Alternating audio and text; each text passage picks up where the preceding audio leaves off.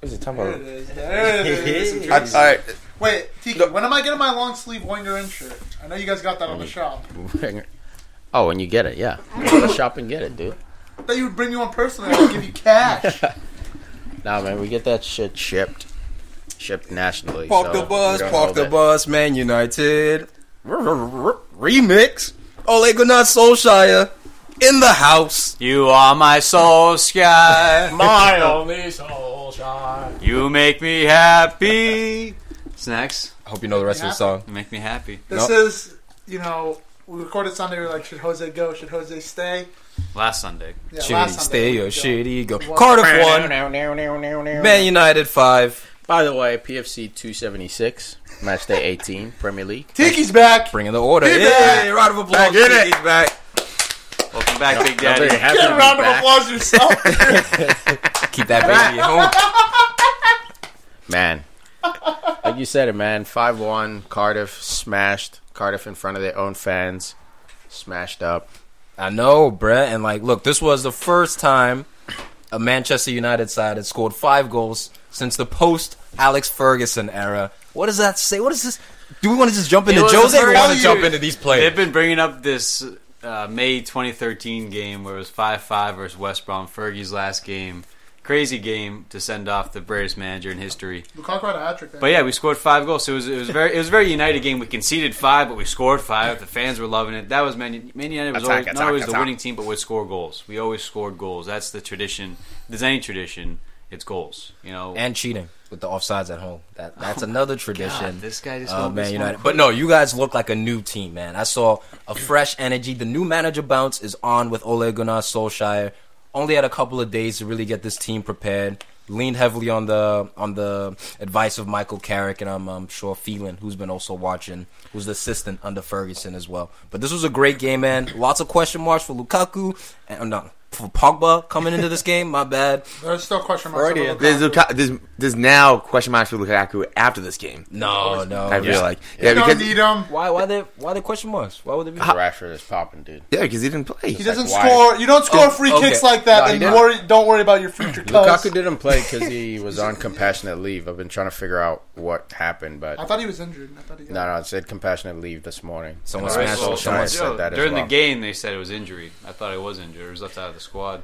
Let me double check, man. But okay, while you check about that, the easiest thing you could have predicted in this game was that Pogba and Martial were going to pop off. Look, Martial connection. No, but Pogba, we knew that was easy. Martial was lightning today. It was amazing how well he was able to take the ball, dribble with the ball. What we got? We got it going on right there.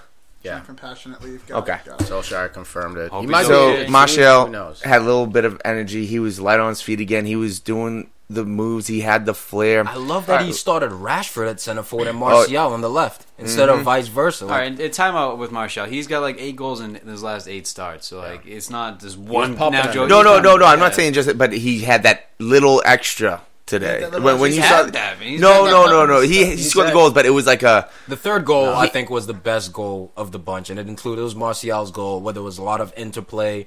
I haven't seen that really, but he was I haven't seen a lot of that from United. But I think the one thing that changed with Martial in my eyes is that yes, he took people on, but it was like that little extra. Oh, give him the ball. What is he gonna do? I was hoping, give him the ball. Give him the ball. I want to see the next thing he does with that ball. Because the other 4 guys around him were also in that same mentality. So all their energy came up. Part of the issue under Jose is that the influences on the team were down on Jose. So the players around him would also go down. So you just see the energy today. Just even the quick passing. I'm going to give that to Solskjaer. That's not... these players weren't put in a position to do that under Jose because he was very, very precious with possession. Whereas Solskjaer is dude, just get forward, attack. If it's on, it's on. If we lose it, just work hard to get it back. Yeah, I think just going off of that point, there were a couple times we were exposed a little bit defensively, Definitely. But you could see us going forward. There was an actual game plan. There was actual instructions. Yep. And that's what you got to do. You just got to tell them, listen, if you're going to get the ball here, this is what you do. That's it. You're sick at offense. I think Jose did that, but the fact is, the matter is that the players agreed with these tactics. They actually wanted to play these tactics. I will bet you $100 that Jose Mourinho would literally tell his offensive players, do you. I will bet you $100. I wouldn't say he would just say, "Do you?" and that's it. But like like the point is that he says, "Okay, once you win the ball offensively, then you can do whatever." Okay, and that's not completely bad either because when you have special players, let them be special. You don't want to overcoach those special players. Solskjaer said the same thing to them today. But it wasn't just like what Jose would only say to the attacking players. Solskjaer said that to the entire 11. Yeah, we saw Jones, we saw. Lindelof almost pull an assist on a great through ball, dribbled. That was the first time he's done that 40 yards. Yeah, I mean, he's always had feet. He's always had feet. He can carry the ball. He's confident. He's composed on the ball. But I mean, I think it was clear that everyone was given a more advanced role and more freedom. Because Solskjaer didn't do shit in 2 days. Like he didn't. But everyone was given more freedom. I saw Phil Jones bombing on. What I'm saying. It wasn't just the attacking players. It was if you feel something, go for it. Because you got to take risks. Herrera with that shot. Yeah, dude, Herrera was one of the worst shots. That's what I saw when he came in. First shot on target. That excitement, that going forward, and like he brought in Pereira as well. He brought in Fred, who had a horrible first touch, but I blame that on like just match rhythm. But when he got on, you saw the same energy that Fred had at Shakhtar.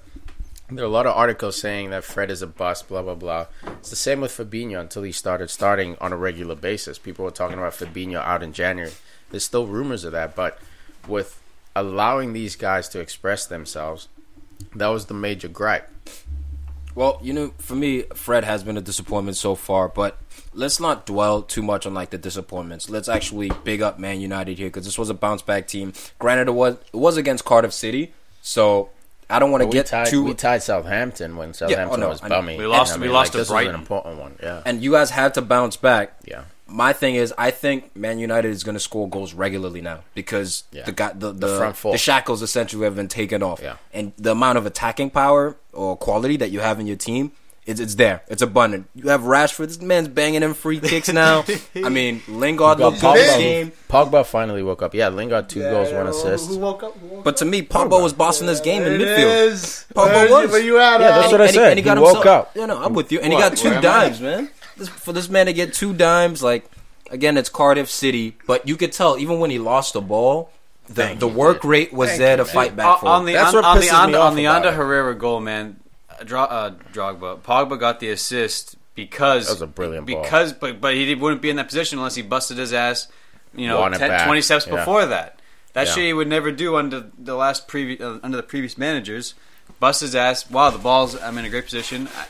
He wouldn't have been there unless he worked. And that's my gripe with him, man. Is that work rate? You can be upset at tactics. You can be upset at formations, positioning, but like the idea of when you lose the ball, you work hard to get it back. That's a basic, man. That's Division III U.S. ball basic. I agree with that. It's just that when you're not enjoying your football, run. You won't play for the manager as hard. And I agree. Pogba's guilty for that. Do you think Shaw was enjoying it? Do you think Rashford was enjoying it? Do you think Lingard? Do you think Lukaku, Martial? They weren't, but they were working hard back. The only beef with Pogba was that he wasn't working hard when he lost the ball. That was. And that's what I think he's guilty of. I think that was a little bit of like a stand against Mourinho. Like, don't try to convert me. I'm not this type of player. And that's what pisses me off is that he sacrificed the performance on the badge. Pogba last week is the same as Pogba this week. Obviously, the situation is different. But you can't tell me he was more tired last week. That's why it didn't work. It was just straight up a fuck you to United until I get my way. And this game right here, you have to, take your hat off to United. They did really well. But everything pretty much went in their favor. Yeah. Yes, I'm not saying like the refs were just on their favor. I'm saying just Lady Luck was with them. Minus the handball. Who was it? Rashford. That was just a handball, right? That was below the shoulder. I think that was below the shoulder. For a liner to make that call through traffic for a penalty. And I mean, the trajectory of the ball, you could tell it was a shoulder, man. I actually think it was a handball. I think it was below the shoulder. I think it was a very good call, actually. And look, it was only a couple weeks ago when he played Fulham. Everyone's saying, "Oh, we're united now. Look how they responded with Jose. It was a big win." They're worse in the table. Cardiff is 17th. It's 5-1. No. But the thing is, look, you had Huddersfield. No, you guys were amped. You were amped. But now you're amped again. Yeah, before. Let reality sit in. The difference is 5 goals coming from a different style of football. That's what's exciting about this win. If we had won 2-1 and kind of still clunky, stuck in second or third gear, my excitement would be toned down for sure. I'm not sitting here saying we're going to make top 4, but after that Fulham win versus this win, top 4 looks more realistic. I understand that, and realistically, you're going to be exciting for the next month. You have Huddersfield, Bournemouth, Newcastle, and then Reading and FA Cup. But then you have Tottenham. No, Tottenham. That's the test right there. The Spurs. Absolutely. January 13th, when you play Tottenham, that's going to be huge for both teams. For both teams, because Tottenham will probably be United. Tottenham's going for the title. Yeah, but they won't get the title. We know that, right? We don't know. Liverpool and City might drop off a little bit. I think City will drop off, but I don't know if Liverpool will. But either way, fine. They're in it. But, top 4 realistically was Spurs' goal at the start of the season. United was pushing for the title, but a long shot. But it was that was the goal. So, United versus Tottenham, I think there's more pressure on United because they're sitting in, 7th, 8th? 6th. So, it's more pressure to get back into that top 4 race for United. I honestly think United has no pressure for the rest of the season. No, we don't. The second half is going to be ridiculous. The second half is going to be. It could be. We could win 10 games in a row. We could lose. It's not house money, dude. It's revenues. If they don't make top 4, revenues fall. You have a hard time attracting. Why is Koulibaly going to come? Okay, playing at a club like Manchester United, there'll always be pressure. But what I'm saying is, it's different because the manager's been sacked mid-season. You've hired Ole Gunnar Solskjaer for the feel-goods factor. Yes, you want to win, but if you guys finish 5th, are you guys gonna hate on Solskjaer for that? No. Personally, I'm not. But I'm saying financially, the pressure's still there. The difference is shifted from the players, and it's strictly held in the boardroom because they're looking at revenues. That's why they chose to fire Jose now because they're saying if we stay with Jose, top 4 is near impossible. He came out in the media said it's impossible. Yeah, he said then he denied playing for 4th place essentially. No. He said playing for 4th place is impossible now. And then everyone cracked on him saying, hey, you're a United boss. How can you say it's impossible? He came back and said, look, you guys misquoted me. It's not impossible. I saw the post-match interview, so maybe that was a different one. But from the post-match one I saw, man. But either way, I still think the pressure would be on Spurs in that match because they've been doing well for so long. Pochettino, if he wants this United job, but there's no pressure because they didn't spend anything. They're expected. Of course, personally, there's pressure because they want to push. Spurs are the favorite. No, Spurs are the favorite. Easily Therefore, favorite. there's more pressure on them. It's almost on the Spurs players because if they lose this game, it's almost like saying, "Hey, Poch, at your best, you can't beat us right now. So why wouldn't you come over?" No, but what's the bigger story here? Spurs finishes 4th at the end of the season, or United finishes outside of top 4, or Spurs finishes 1st. Not going to happen. No, Spurs finishing 4th or crashing. Oh no, Spurs finishing top 4. However you want to put them. Spurs finish top 4 at the end of the season. United out of top 4. What is the bigger impact on it? That's how I look at it. As I'm saying, you're the bigger club. But dude, United, the whole talk has been about United being shit, not Spurs being awesome this whole year. The guy under the most pressure, or the person under the most pressure for Spurs United, is Daniel Levy. Because he didn't give Pochettino any money. He's tight with a new stadium. He's not getting the money. So his team is they're stagnant, not stagnating, but they're plateauing. Yeah. But he wants to win titles. Is he going to win them at Spurs? Does he want to win titles? If he's going to come to United? I don't think they're actually plateauing. But actually, this is actually the best start Spurs have had. Yeah, they're not plateauing. They're still going up, just not as much. Because a couple of years ago when they finished... Hussy, are they going to beat out Man City, buying Mahrez, bringing these guys off the bench? That's what I'm saying. There's investment. Their structure is not for There's a chance they could they could beat the It's all about the odds. It's all about everybody has a chance. I fully understand that they should have bought somebody, at least one person. But the point is, Spurs aren't plateauing completely at the moment. They're still going up because if they had this start a few years back when Leicester won, they win the title. Dude, the year after that, they finished with 86 points behind Chelsea. That was enough to win the title. We might have 3 teams above or just around 100 points at the end of the season. Enough with the 100 points clubs. You keep it's some weird fucking fantasy. No, but it's insane. If we have 2 teams finish with over 100 points, and then you have Spurs coming in it's third only happened 96. once in the history of the league. It's really going to happen 3 times. All right. How many times did Leicester win the league? Was that really going to happen? Everything's doable right now, just because the plays that they brought in. 2 teams for me. Spurs have already lost 4 games. Do you think Palace is going to beat City? That was crazy, dude. Yeah, but where are we going? You can. Of course, you can. Anything is possible. For me to say that Spurs have no chance against City Man United or could that, win the title. Anything's possible, right? Yeah, Man United could win the title. No, I understand. Well, theoretically, so you're speaking theoretically as well. No, but what's more probable? What's more probable? For me, Spurs having lost 4 games. Exactly. I'm saying Spurs getting 100 is not time, probable. 2 teams, absolutely. And probable. like I said, two City teams. and Liverpool, If Liverpool and City finish above 100 and Spurs finishing 95 points, that's more probable. That's more probable than United finishing. It's not a probability class. Thank you, I'm tired of the probability. Okay. My thing is, my us down. deduction from this game is that Manchester United is back. All I mean by that is they're not back to that Champions League winning team. They're just the attacking football is back. The fear factor is creeping back in. Still, I don't think the fear factor is there. I mean, fear factor from small teams. Warnock came out this week before the game and said this is the worst thing that could happen for Cardiff. I'm nervous as an Arsenal fan now. Fear factor is back, but not fear. Like, we're not going to make City scared. And the reason why I'm nervous because you guys are playing with house money. You have nothing to lose, and these guys are hungry now. There's no more hiding. So whether it was Alexis Sanchez, whether it was Pogba, there's no more hiding. You have to perform now, and really you're playing with house money. So anything you do that's positive will be lauded. Anything that's negative will be given a little bit of an excuse. Like, well, they fired Jose. They don't have the complete squad. And that's why I'm nervous at United right now. Yeah, my beef with that is that, sure, I agree with you on the players' house money. Yeah. On the club, it's not. Because next season, you're looking for Koulibaly. You're looking for the best talent in the world. If you don't have Champos, and you're that just not is my gonna thing. draw, If man. United, I hope Man United only qualify for Europa. Not even Europa. Because if you guys get Champions League, you're coming for the world in the summer. We are. 300 million spent. Even though you spent 400 million under Jose, and he still didn't get shit done. I got 2 trophies. And you got more than Klopp, though. And if you get Champions League, though, is that... I'm not saying it's a bad situation. No. What I'm saying is that money. if you don't get Poch, did this manager do well enough to keep the job? It depends where we are. And that's what I'm saying, is that kind of... That's an iffy point where it's I think that's a bad plan. Exactly, that's what I'm saying. And it most likely will be a bad plan. They're talking about Zidane's back interested now. He came out and said... at the end of the day, it all just depends on how Ollie does. Like, if he comes in... Sorry. No, that's all good. If he comes in and he's come in, we've won 5-1, and we get a run going. Like, if we can string like 4, 5, 6, get to March, where it's easily our hardest period of the season, where we have to play Liverpool, Arsenal, PSG twice, City after... If like we can get a run getting into that, put ourselves in a position, because like right now, like Arsenal, I know they had the win, but they lost to Southampton.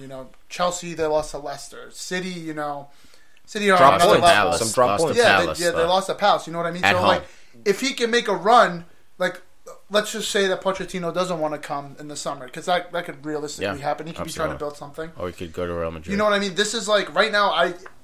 For me, my thought is that if we suck with Solskjaer, then I'm like, okay, like he's a caretaker manager coming from some Norwegian club, but he's brought like he's playing with house money. Yeah, and he's bringing ideas into the club that we definitely need. But if he goes on a run and if we finish in 4th like comfortably, or we finish in 3rd, win the Champions League, Di Matteo style, it's that type of thing where it's like, okay, like then you can give it to him. So like right now, I think no matter what Solskjaer does, right? Barring the double. If he wins the league and the Champions League, then give him the job. But no, the league and the Champions League this year? This year. Even if he wins the Champions League, Di Matteo did. It's over. I know the league's over. That's what I'm saying. Barring a miracle. Barring a miracle. That's like the end of the world. That's what I'm saying. But even if he wins the Champions League, I still think United should move forward with a different manager. Maybe, man. That's too far away. But how can we talk about United? Hold on. talking about Lingard. How can we not talk about Lingard? He's a rat face. Before we get to Lingard, man, talking about Solskjaer, this is a guy who's in direct contact with Sir Alex Ferguson. After this game, he was going to go have a cup of tea with the guy, sit down at his house, get wisdom from the Godfather himself. I mean, I read today that Peter Schmeichel's going to be coming back in maybe for the director of football. He's interested in the job. It's bringing Mike Phelan's back, like we mentioned before. Fergie's old number 2.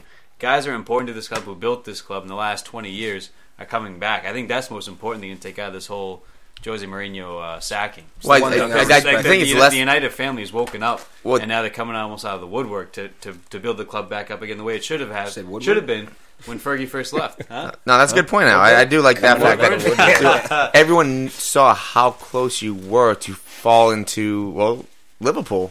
The depths of hollow just right there, where it's like, a couple years, 5 years turns into 10 turns to 15 real quick. Give him the warning, Huss. It is what it is. But it was the Glazers who did no preparation. They're like, we'll be fine. The books look good, whatever. Well, Liverpool also changed. Liverpool also changed owners a few times. It's just like, it is what it is. If you let it go, Red Sox took over, John Henry and the gang. You guys you're not afraid to spend money. Like you're going out paying $70 for a goalkeeper. That's not the Liverpool way. Liverpool would try to find a $50 million guy who pops. You picked up Suarez before Suarez was anyone. You guys house raised Gerrard. Hendo's a homemade product. Well, that's what. But when the owners came in, you started spending money on these. That's what I was trying to say in our text before, where I was saying the Fergie with United was very similar to the 70s and 80s of Liverpool. You're basically looking at Liverpool right now saying we can't do that. We can't do what they did. We can't just win one Champions League and be fine with that. We can't say, you know what, we were just the best 5 years ago. We were just the best 10 years ago. Because then 20 years later, it's like, that's snuck up on us. I think the difference with that is that United's always willing to swipe that credit card. Sure, they didn't buy Jose everyone. No, but they still swiped. Fair. They still swiped. They didn't buy Jose two more center backs, but they went to 110. They spent 100 on Pogba. That's why I think it'll be harder that's also for a different United. Age. Thank you. That's why I think it'll be harder for United to be the 70s Liverpool, go through that drought.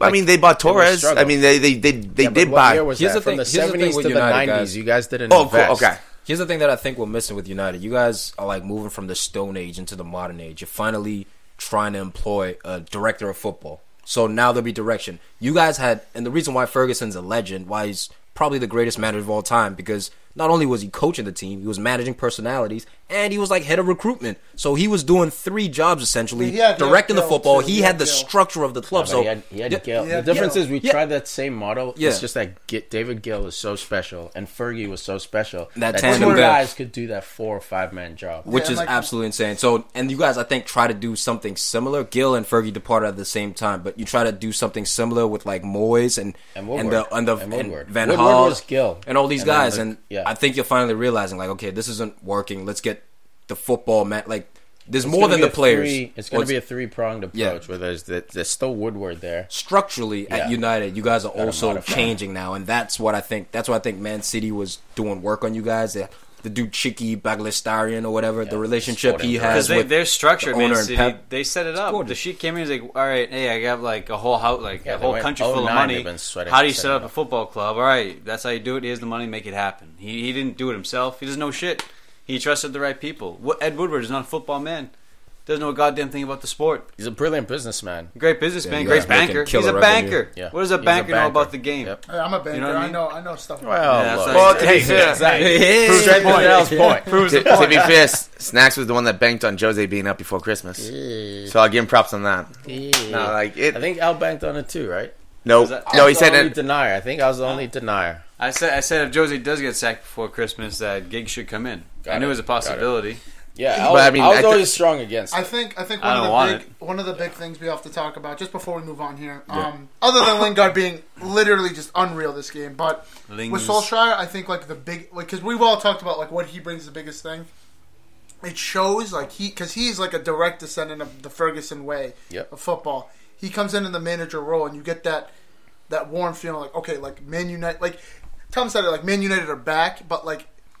Now we to show the players like Pogba, who's like, all right, I might be bouncing, like Lukaku, who's like, I'm a Jose guy till I die, stuff like that. It's like, listen, like we won X amount of league titles in my time, and I was only there for 11 years. So it's the pride. This is how you do it. It's the pride. That's the thing. And it was brilliant. It was brilliant because his ego's out of it. Mike Phelan was standing up, calling out instructions. Oh, dude, he was the manager. He was on the bench. He was standing up half the game. Yeah, he was on the sideline teaching these guys what to do, and he came in the same time as Solskjaer did. So, like, he's reinstilling that DNA. These young guys have seen Mike Phelan before. Some of them, like Rashford and Lingard, have played under Solskjaer. So, like, that identity, that's, like, one of you guys said it, like, there's no more hiding, dude. The big bad man is gone. You gotta perform because you got legends of the club in there. But I mean, Al said the most important thing, like you kind of even touched on.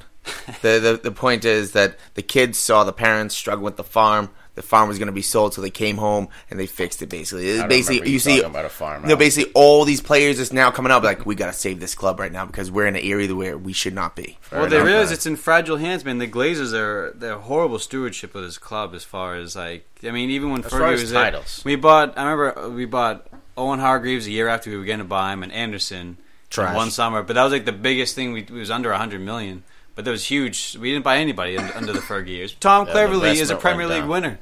He should never won a Premier League, you know? He wasn't even good enough for Everton. Has a Brazilian worked at United I like the guy. No, but there's a first time for everything, man. Fred mad pressure. Fred has the pressure, man. But it is what it is, as they say. It seems like this is the wake-up call that United needed. It was like an intervention almost. Looking in the mirror, it wasn't pretty. We're in rehab right now. There might be another lapse, but it now could be a relapse. We're bouncing. I mean, we're bouncing. I look at AC Milan, man, winning 2 Champions Leagues in a matter of years in the 2000s. An incredible force, and now they've been out of the Champions League, like in and out, Europa, below Europa. Got knocked out of Europa this year. They got knocked down many pegs. And that can happen, man. As long as even Liverpool, they were finishing 8th place for years on end. Yeah. Liverpool, ridiculous. It can happen, man. It can happen. It's scary. And United's definitely in that weird boogie zone. Wolves 0, Liverpool 2. Whoa! Before we get into any Wolves, oh yeah, and any dogs, for him. Huss, you ever rub some dirt on something? You ever got hurt and had to rub some dirt on something? Why would I rub dirt on my cut? No, No, I would just keep playing. I wouldn't have time. I say that because I wouldn't have time to. I mean, a lot of guys, it's like a common problem. You're that all the time, dude. How many times have you been in the hospital in your life? Once, maybe twice. Yeah, see, twice. I get taken to the guys are terrible at taking care of their own health. We're stubborn. We don't like to admit it. You get an injury, I'm fine.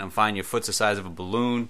You don't go to the hospital. It's foolish, and then you end up with cancer or something, terrible because you ignore it for too long. Myself, knee injury. I had fucked up my knee. Took a year. I was still playing. Yeah, I remember, dude. You're like, my knee hurts. Whatever, dude. I had to play. Went for the MRI. Needed surgery. It took me a year to get the surgery. A lot of things get in the way. And, this really speaks to Hussy because the same is true for erectile dysfunction. Especially in FIFA, buddy. Studies show that 70% of guys who experience erectile dysfunction don't get treated for it. But thankfully, Roman created an easy way to get checked out by a doctor and get treated for ED online. All right, so Roman's the name of the company. It's a one-stop shop where licensed U.S. physicians can diagnose ED and ship medication right to your door. So you're hiding in your house. You're embarrassed, Tussy. We know. Girlfriend's unhappy. Don't know. That's the thing. Lindsay's we don't upset. Know. But, it ships right to your door. There's no waiting rooms. No one has to know. No face-to-face. Everything's discreet. Just take that power. It's FDA approved. All right, so it's nothing sketchy. Nothing off a counter in Tijuana. It's all good stuff. So if you guys are interested, if you do have a problem with ED, no big deal. No shame, you got a girl. Hey, you got to be honest with yourselves. So get yourself some Roman. Get yourself some Roman. All right. So for a free visit online, go to goroman.com/FC. That's goroman.com/FC for a free online visit. GetRoman.com/FC and use that promo code FC. All right. That's crazy. I just got a boner from that read. Yeah, well, or just FIFA we were playing earlier. That Tiki Taka. Wolves 0, Liverpool 2. He didn't celebrate. What was that bullshit? Dude, he did celebrate. Get the fuck out of here. What are you talking about? We're talking about Salah. If you guys don't know, I hate this dude for being joyless because he's a world class player, but he doesn't celebrate. He doesn't go out there. And I get a text message from Tiki because I'm working. I'm a working man. Tiki texts me. He's like, "Yeah, Salah scored finally from this dude." I'm like, "All right, let me go peep the replay." Go on Twitter, look at it. There's this guy with his arms out, smiling like the clown that he is. He jumps on Van Dijk or some shit. When was the last time you saw him jump on anyone? Bro, I saw him stare down freaking Van Dijk last time. He doesn't jump on anyone. People jump on him. No, clearly he jumped on Virgil. Flipped it on you. He jumped on Virgil, man. I was giving this dude his props. He doesn't have to take off his shirt like a headless chicken. That's not what I want, man. You don't have to be that dude. But him pointing up to Allah is not enough for you? No, Mane does that too, bro. Mane does it too. Frank Lampard before he points to Allah, you see the joy, but bro. Mane doesn't really celebrate either. He just takes Firmino's last celebration. That's true. That's it. Firmino's the funny guy. Is still a Selly. Firmino's the guy that you look for the celebrations. Mane, he's just the copycat. Speaking of Firmino celebrating, when is Firmino celebrating? This is the last time he scored. Firmino out here bumming it, bro. Bumming it? No. Bumming it. He's set up plays. Look, Jesus guy. Keep going. Are Liverpool doing better or worse? What's the end of the question? You want to finish that question? He was scoring last year. He's not scoring this year as much. But other people are, and they're getting better results. Yeah, so because whatever is working best for the team. See, unlike you guys, I'm a team player. So whatever's working best for the team. If you're a team player, you'd pass the ball in FIFA. You don't pass the ball. You saw the bright lights, and you went to the try and pass. Oh my god! Look at his face. You guys are ridiculous right now. Top of the league, Liverpool. Mad respect for you guys right now. It is crazy though. Look, we called it. We said they were going to win the league at the beginning of the season. These guys were like, Man City are going to win the league. And that football, they're going to do it. And we were like, nah, Liverpool, they got the... Snacks, are you saying it's over? I'm saying it's over. It's not over, Snacks, because Liverpool... You remember the last time they led at Christmas? So for the last 9 years, 7 teams have won the title when they were leading at Christmas. There are 2 teams who failed. Liverpool. And... Liverpool. I got you. In 2008, 2009. What a great shit! They were leading at Christmas. Same thing. Rate than Gylfi Sigurdsson.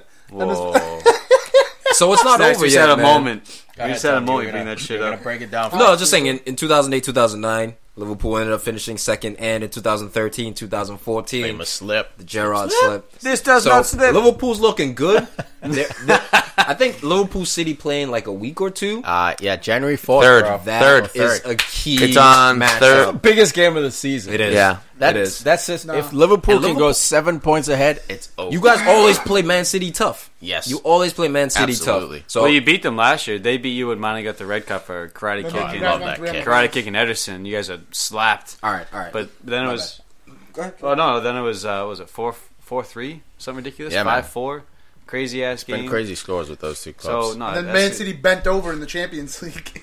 But City will be home. It's a good point. It'll be a tough game. Let me say this. Virgil van Dijk's the best center back in the world, officially. Sergio Ramos. Eric Bailly. No? Better than Varane, you think? I think he's the best center back in the world right now. Physically, he's got the best build for a center back in the history of football. Really 6'5" with techers, it's ridiculous. What does he weighs 250? He plays number 9 when he feels like it. All of a sudden, he scored this game up there. Dude, this guy. Imagine. But let's chill, man. He hasn't scored since 2016. This dude has been on a thirst really? Could be better in offset pieces in the league since. That's my only critique of him. He could score more goals off set pieces, like Sergio Ramos. Dude, he is always running in and winning those headers. He's been very close. He's always that guy making those runs and winning the ball. I'll tell you what, I'd rather have a defender first than a guy. If you're critiquing a center back about not scoring goals, that lets you know you're searching for everything. Agreed. Right? So to me, this guy's the best in the world. As long as he stays healthy, and Salah, Liverpool, I believe, will win the league this year. Cool. It's not a stretch. No, what do you think of this game? Everything so much is coming together for Liverpool at the moment. Keita going down, that was a little scary. I think now he looks prone now, huh? He's been hurt all season. He was hurt for a chunk of last season when he was playing at RB Leipzig. What's wrong with this guy, dude? I love it. Look, I hope he's not turning into a Lallana, but that guy. It is what it is. And this we got Newcastle, Arsenal, and City coming up. Those are big games. Hey, you know what? Every single match this year is going to be tough. Even the Wolves, right after that, going to be really tough. Wolves. So it's all about whether these Liverpool players can keep their composure. That's the most important thing. You guys are lucky. That's why he's scared. That's why he's humble. He's been in this position before. He knows it's not so much scared. It's more for the fact that you're being realistic and you're being focused. You got to be focused on this. Tunnel vision, Huss. Yeah, I'm tunnel vision right now. Tunnel vision, man. Look, I got my blinders on. Fabinho coming through now. That's scary. He gets himself a dime. He looked good. He looked good too. You got a dime against United. Yeah, too, that little scoop ball in. Yeah. So now Fabinho's starting to feel it. He had a tragic start to the season. But he did. That's the weird thing with me, man. I think that there's an anomaly there because he didn't play at all. So he must have been struggling in training. It's not like he started for a couple of games. There was one game. Early in the season, he played him and he was just off the pace. Gotcha. He was just completely off the pace. And since then, he was dropped. Naby Keita, and that's the crazy thing with this Liverpool team. They haven't even really integrated these new midfielders that they have. Yeah. They're still most likely playing with Henderson and Milner in there. And Wijnaldum, Wijnaldum's the unsung hero. Unsung. So consistent, this guy. Starts every game. Ouija? Yes. I love Origi. Look at the bench that Liverpool have right now. Lallana, Klein, Wijnaldum, Mignolet, Origi, Shaqiri, Sturridge. That bench out, so, look, that bench on paper 4 years ago, 5 years ago, that's a good bench 4 years ago. That's a really good bench 4 years ago. But right now, your ambitions, it's a C+ bench. So right now, they have to look towards January for one, maybe two. Who? Where? What positions? Well, right now, good questions. Defense. Striker. Striker and defense, I would really hope for, because Origi, he got that crazy goal and everything. Look, he sucks. He sucks. I would go striker. Origi sucks. Chill. No. I'll sell him. I'll sell him to Arsenal for a bag of peanuts. You are messed That's up. so disrespectful. So you rate Lukaku, but That's you so don't rate Origi. No respect. No brain over there. So okay, it comes look, in a Margaritaville t-shirt. Sturridge. I like. It's so disrespectful. Go ahead. No, it's the truth. Ahead, no, so Sturridge, I'm okay with keeping because he has that playmaking ability, that random that cup goal. Just he can put him in, boom, he can score 15 minutes in against Chelsea. He's not going to play 90 minutes for you. He can't. But again, Lallana, don't know when he's going to go down. Klein has been doing well, but he's super out of shape at the moment for the Klein that he's coming back. Used to be. Yeah, but he used to be labeled the machine. Dude, that was that's what they called him. First game back against United, and he was great. You give him a couple weeks. He's coming back. No, I know. What I'm saying is, so why are we talking about it? Because I'm talking about this. Klein hasn't been great. Yeah, and Alexander Kidd took his position. You know what I mean? Like the injuries have thrown him off the pace. I think you need a right back eventually. It's going to be. I think it's going to take. One of the best in the world. I'm also going to say 2-3 months. It's going to take 2-3 months for Klein to get back to where he was for shape if he just strictly works on his fitness. That's a long time. 2-3 months. I think so. He was an absolute monster. Joe Flanagan. Who's Joe Flanagan? I can go out. That academy for Liverpool sucked. I think he's at Except for there was like 3. Well, you know what? They might. I'm not sure that they'll bring back Wilson, but maybe was it Woodburn? They might bring back. Yeah, he's nice. Woodburn is nice. So they could bring him in for to go along with Sturridge, depending on the. See, I think you're fine at forward because you got 4 guys now who are attacking: Salah, Firmino, Mane, and Shaqiri. Man, Firmino's evolving. You see the evolution. So the famous position used to be, it's called a false 9, but it's called historically as a trequarista. My pronunciation is shit on that. But it's basically a striker who converts into a number 10 and is allowed that freedom of role. He's not expected to stretch the line. That's Firmino. He's not really expected to defend either, but with this system, he does. Firmino playing behind Salah, for me, he doesn't need the goals because Huss, even though we shat on Firmino to start, I think that glue and him having him as a threat to make that pass, even if it's a hockey assist, it's invaluable to this team, man. You see the breakdown, the lack of gel. You saw it with Brazil. When he's not on the field, there's a lack of gel in the movements you guys are trying to make. So tell me, is he a number 9 then, or is he not? I think a number he's 9? both, man. I think he's both. Like, that's what I was saying before. Is he a true? Just like Mbappe can be a number 9, or is he the number he plays next to number 9? Based on last year, dude, he was banging in goals, so like he can do that. But I think in the system they have Salah at 9 because he scored 40 goals, just like Hazard right now. I think you see them trying to convert him up the middle. Well, he was leading the line this season. But his creativity allows him to play 2 positions. I see what you're saying. Some players can play 2 positions. If Klopp manages to basically win the league without an out-and-out striker, that to me is amazing. You look at the past champions, Kun Aguero, Van Persie, Henry. Here's a question. Even how far back are we going? Salah is an out-and-out striker? No, that's why I think it would be Arsenal. That'd be an achievement, Doug. That'd be an achievement. What makes you say no? Because historically he didn't play that. Like, yes, because his best position is right wing. That's what makes me say that. If his best position was 9, based on what? Based off history. Based off history. One season. Based off history. Based off the primary. He's always been a winger. But for his whole life. At Chelsea, right wing. At Roma, right wing. At Liverpool. So now he's been converted, right? Exactly. So I'm saying, is he converted into a true number 9? Like, well, if you're converted, that suggests that you had a primary before then, right? I agree. But I'm saying, if he scores another 40 goals, is he a true number 9? I don't see why you can say no. He can play right wing. Could be potentially, but only time will tell. What you're missing is that Firmino's perfect. He's perfect for this team because he possesses the ball better than any striker in the EPL, I think. When it comes down to he's got great. So because when you talk about when the ball's up in the air. Firmino's sneaky good at that. Yeah. He's sneaky good at winning the ball down. He can win with his chest. He can out dribble pretty much any defender, and then he's giving time. What he's doing is buying time for Mane and Salah to get up the field for them to make their runs, slip the ball in, boom, and then they can pass it across. Maybe even pass it back to Firmino, and he can pass it in. Man, that would be impressive, man. I'm telling you, if Klopp manages to win the league without an out-and-out number 9, a traditional number 9, we have 2 of them. Salah and Mane. That's what I'm saying. Where he's allowing Salah could be a traditional. Maybe his whole life. But even what you said the trickerista, the false 9. Even Salah tends to kind of drop in that pocket. When I say a traditional number 9, I'm talking about Harry Kane. There's no we just know right away. Okay, he's a striker, and that's what Liverpool I think don't have, which is why it'll be. Sturridge is the traditional number 9. If Klopp pulls this off, man, fucking good on you. So impressive. But but the big thing is defenders. It's who they can pry away from a team. And right now, I don't know if anyone will be selling because everyone talks about Koulibaly. That's the big name right now for center backs. Are they willing to spend 100? Koulibaly in the summer. Yeah, it better be in the summer because Keita was on the bankroll last year. No, what are you saying? Are they willing to spend 100 in general or 100 on a single position? January.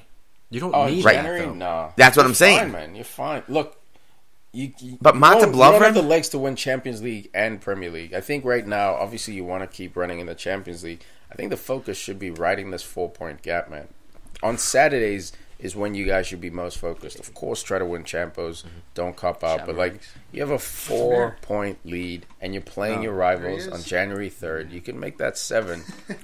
Dude, you can do it. You don't desperately need a signing in January. I don't think there's any team other than United. It's not guaranteed to work. You bring in a player mid-season. He's got to get adjusted. Was January, so, it's not. I'm just saying it's not always promised. Just because you bring him in January doesn't mean he's going to help your team. And at this level, I think you guys are beyond January signings. The guys you want to sign are so important that they only leave in the summers. Koulibaly's not leaving in January. That's what I think. Yeah, that's what I'm saying. Where it's going to be tough to find that player, but you don't need it. Don't force it.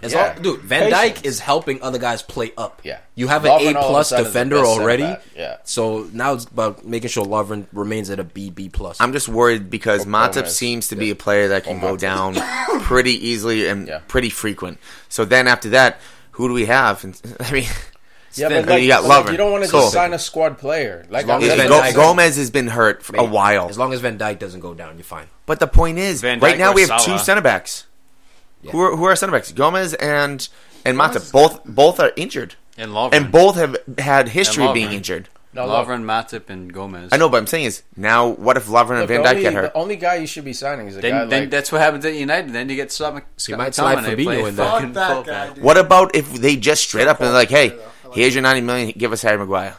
Who? I mean, look, they could do that. Maguire you could do because there's no Champions League. Boom, there's no 80 mil right there. Maguire you could potentially do, but odds are they're not going to let it happen because of relegation. That's going to screw you. I don't mean to remix it. I think Leicester I don't would know take if they 80 would million. in January. No, January. That's what he's saying. They would take 80 million for him, no doubt. Maybe more. I don't mean to remix it, but to go back on Tom's point, I think the way Salah plays the right wing is pretty much as a forward anyways. It's not like when you're on Football Manager or FIFA and you're picking the positions, he's in the right hand spot, but he plays as a right forward. So to say he's not an out and out number 9 is true, but he is the perfect type of player that the timing of his runs. But he's showing he plays like a number 9. That's what I'm saying. So so if he backs the numbers, then that position in Football Manager has to change to striker first, left wing second. Just like Henry started on the left wing, he became the best number 9 in the world. But at some point, we transitioned to being he's not a traditional 9 to dude, he's not a traditional winger. Once he makes that step, I'm saying then we'll give him the credit. But I'm saying as of today, for me, Salah is on that track. Of course, he has to put in the work the rest of the season. Blah blah blah. But the timing of the runs, the finishing, the decisions, and the hold-up play. He's got hold-up play. He's got all the number 9 pieces. Yes, that's why he can put him up there. Yeah, it's brilliant, man. Man's quality. Enough of shitpool, even though they are not shitting the well. What happened to Santo? Look, I love his post-match interview, man. These guys played well. He saw that the spirit was there. So the espíritu do santo, it was there. All right, but you're playing against a hot Liverpool team. So it is what it is, man. Wolves definitely had some moments in this game. What's his name? Before we switch, Van Dijk. keeping pace to pace with Adama Traore. No other center back's been able to do that. I think Adama had a bit of an angle. I don't know if they were both starting like side by side. If Van Dijk would have caught him, but in the one sprint they had against each other, Van Dijk held his own. Man, he's brilliant. But there's people that say that Van Dijk is the fastest person on Liverpool. Exactly. I mean, faster than Salah, faster than Mane. And they're not talking about acceleration. Quick steps, yeah, they got him. It's the recovery speed. But like I said to you guys earlier, if you see Virgil about 10, 20 yards away from half and having to run back towards the corners. It's like 10 steps. He just... But it's not even just big steps. It's fast. Just in general. He's a fast guy. You sound Bolt. On the red. Should have signed him from Celtic. From Celtic, we should have signed this dude. Man City 2, Palace Everyone should have. 3. Woo! What a result. Come on! Manchester is red. Let's go! Let's go. Is that Willie who? Don't need him. Don't fucking need him. Andros Townsend. Got the good juice. Let's get it. Yo, it's goal of the year, Townsend? Yeah. That's Oh so my far. god. Oh my god. Palace has been... I mean, Hodgson doing great Why things. are we going to give this guy credit, huh? Boy. Doing great things at Palace. A lot of animosity from the Liverpool fans from his past. But you know what? Palace doing work for Liverpool right now. It's the best thing that Palace has done since taking Benteke off their hands for full price. but like Palace, I don't know. If they're able to win the league, if Liverpool are able to win the league by 3 points or less, I'm buying a Schlepp shirt. I gotta. Schlepp got that first goal. I love it. I mean, I have What a class goal. That was like a striker's finish, man. Coming from a left back / left mid / center mid sometimes. A guy who really has no position. Kyle Walker, one of the few shutdown fullbacks in the world. Dude, has to do better there. But by the way, he had a rough game. Ferdinand came out, what was it, 2 weeks ago? I was just going to bring that up. Going in. Was caught off mic saying that. So, like, is he a shutdown, bro? Ferdinand clearly doesn't believe that. What did he say off mic, though?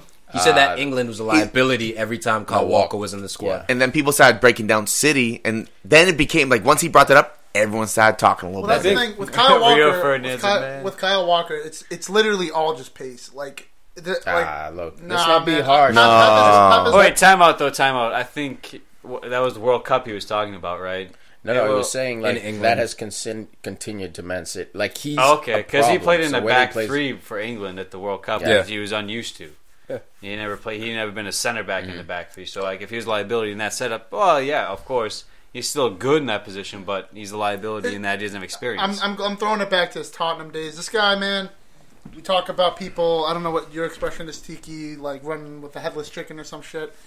This guy, man, he at Tottenham. This guy was just a straight athlete. He runs down. You can't discredit that. But this guy's footballing mind up until he got to City was just not there. But it was because Pep wouldn't have bought him, dude. Pep wouldn't buy a start from scratch project. He saw the pieces. But I think if I'm Pep and I'm like, okay, I need a fullback because Bacary Sagna's 74 years old.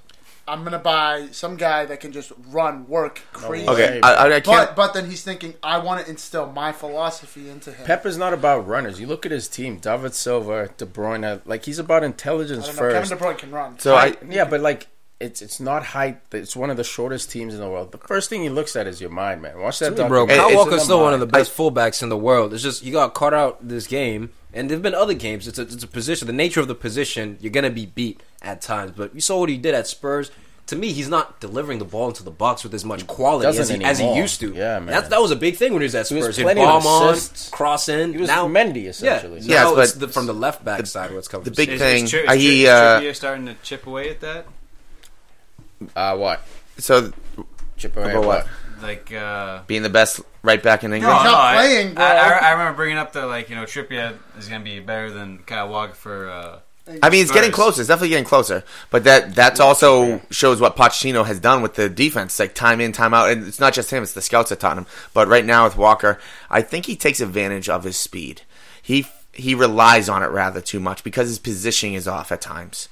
And when you're that fast, look at other players. There'd be so many times you'd see players growing up. They'd be super fast, and they'd be able to outrun people. And they wouldn't work on their moves. They wouldn't look for that extra pass sometimes. And then they got older and people got faster. They'd be screwed a little bit. Right now, Walker, he's getting a little bit older. I'm not saying that he's old, but I'm saying maybe he's just facing people that are a little bit faster. He has to work in a system that he's run up and down. After all these years of international and with Spurs and City, maybe his legs are taking a toll a bit. So now he's running, maybe huffing and puffing a little bit more, but he's not in the right position to start out with. Huffing and puffing? You have no other word you could use there? Huffing and puffing, bro. Well, your vocab. What are you talking about, bro? Huffing and puffing. Whose house is he blowing down? But enough about City. He's on City's house. Kyle Walker, he's only 28, man. I don't think he's losing his endurance that rapidly. No, I'm not saying it's super rapid, but it only takes 1 second. This game is won and lost 1 second at a time. Yeah, I think Palace is City's bogey team because even last year, and Liverpool.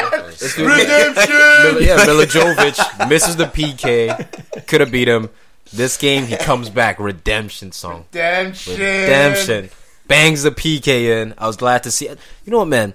Eat some humble pie, Pep. Eat shit, man. I hate. Wait, which one is it? Humble pie or shit? He's got like a silent arrogance to him. Everyone fucking loves Pep. And look, I love the guy too. I respect him, but sometimes it's just good to see him take an L. He's offside. Yeah, just take an L.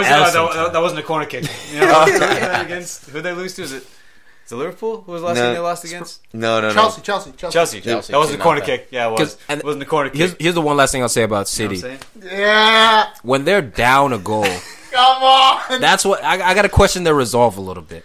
They seem to be shell shocked. They're not used to playing down a goal. They've come back before. Man. Hey, let's not forget that they just won the title. You win the title, you become complacent. It happens. Not all the time. I don't want to overreact to a result, but man, plain and simple. This is just City being human. We're used to them being inhuman. But they didn't play well. It wasn't like, they did play well. They had 19 shots, 78. Palace just played them fucking smart. Dude, Palace scored special goals. They were taking shots. Special goals. They were taking shots from 30 yards out because Palace wasn't letting them anywhere close. I'm looking at the heat map here. They weren't, What's his name was shooting? Laporte was shooting from far out. Yeah. There were some long shots, but predominantly Palace was organized. Yeah, but City had their chances, bro. Played their normal City football. It was borderline shutdown, man. Until Sterling was shut down, Sané was shut down. Sané hit the post. City played on a free kick. City played their normal football, except today Palace showed up. Like there's no. And when you need someone with balls to step up and drag you through to the finish line. No characters. Yeah, but you know what? This is just one of those. How can you say that? Look, this is the only difference with this City versus last week's City, or 2 weeks ago, 3 weeks ago, or last season, is the result. They play the same way. Yeah, it's cracked open chances. It's just an anomaly. They weren't cowish or anything. It's just how many times is Townsend going to shoot that, and how many times is he going to score? Yeah, and how many times he's going to shoot it every time? And how many? Well, yeah. And how many times is he score? And how many times is City going to miss their chances? And the penalty as well. What about the third goal? Milo penalty? No. It was Milo penalty. The second goal. We know Edison should have saved that one. Let's be honest. He should have saved it. It's Kyle Walker and it's Edison, but it's a good finish. Low, hard to the corner. But the claws are on this side. Townsend hit the post on that play. You know, that was another... Yeah, for sure. You know, they defended well. They did, man. All I'm saying is that I think this is a props on on Palace, not necessarily a City gave this one up. It's just Palace played up, dude. Like that's all that happened. City did not change. Listen, man. At the end of the day, we take it. We take the 3 points. We'll fucking take it. We take the 3 points. But this is bad news for the rest of the league because it means that Liverpool now have a 4-point lead. Yeah, this is horrible. In first place. Or maybe it's worse because maybe they just woke up City real quick. Maybe. Yeah, that. But they gave you a full point head start, so who the fuck cares if they're awake? Dude, but Liverpool has 2 losses in them, in my opinion, for the rest of the season. They have 2 losses. They're undefeated still, which is brilliant. They have 2 losses, and that's 6 points. If City can take over it, that means they'll restore their lead by 2. City maybe has 1 more loss, so I think the league is still open. Close, I still think it's a 2-horse race. I hope Spurs sneak through, man. Me too. I hope Liverpool drops a couple, City draw 1 more, and Spurs just keep going. Somehow, miraculously, they keep keeping pace. To Spurs about to sputter out. I don't know about that, man. Dude, did you see the game today? Did you watch? Yeah, Zaha didn't play, did he? 12:23. Is Zaha still injured, or did he not? No, Zaha started, and shut down. I think that's what City's main focus was Zaha. Even like in the past when they've played him, it's always been focus on taking out Zaha and Andros Townsend out of the game because they have the speed, the ability to break guys down, and then we'll go from there. So I think Zaha, he did, admirable job. It was difficult.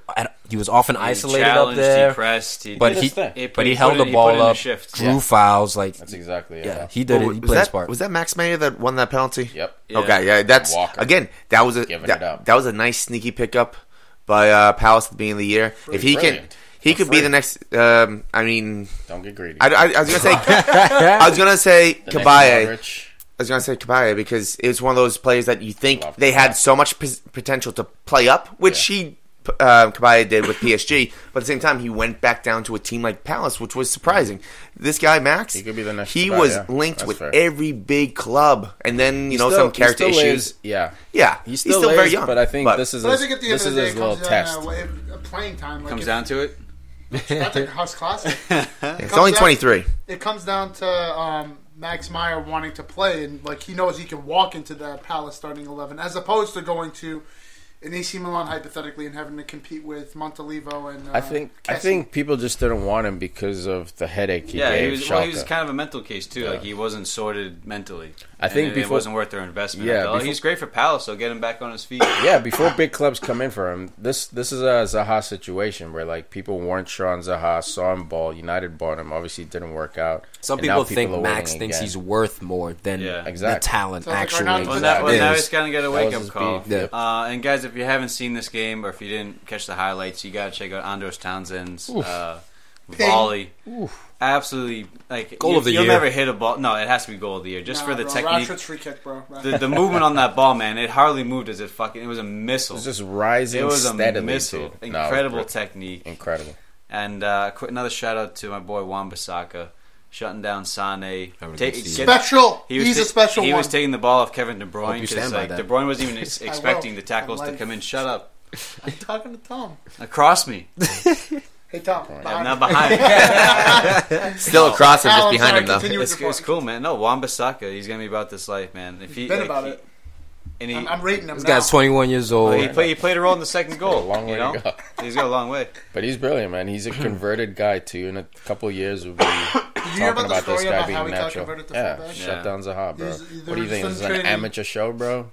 You know that deep cut. You told me Ross Barkley signed for Chelsea last season. He's been there for 2 years. You know what? That's fair. You got me there, man. This guy's got long memory. All right. Snack fact. Oh, so no. I knew you cucks were waiting for our downfall. All right? I knew.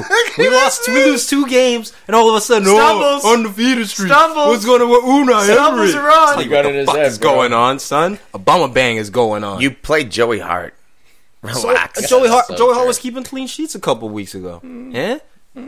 What? Yeah, okay then. Okay, look. Either way, Burnley, they're bad. That's like celebrating when you win against Fulham or Cardiff. Look, man, we got a new manager. Because half the crowd's United. Because that's what they did. 60% of the crowd is United. Look, I will say I was a little nervous this game. Okay, I was a little bit nervous. Oh yeah, I saw we had to switch shapes mid-game. That was the thing. We were playing pretty well with our back four, and then who got injured? Nacho Monreal goes out. So we're already putting Nacho Monreal at center back. He goes out injured. This forces Garnett Xhaka to have to slide into left center back. And Socrates, who's a grown ass man. I mean, for me, I was really, again, impressive performance. But it was like him and Barnes just had this battle going on all game.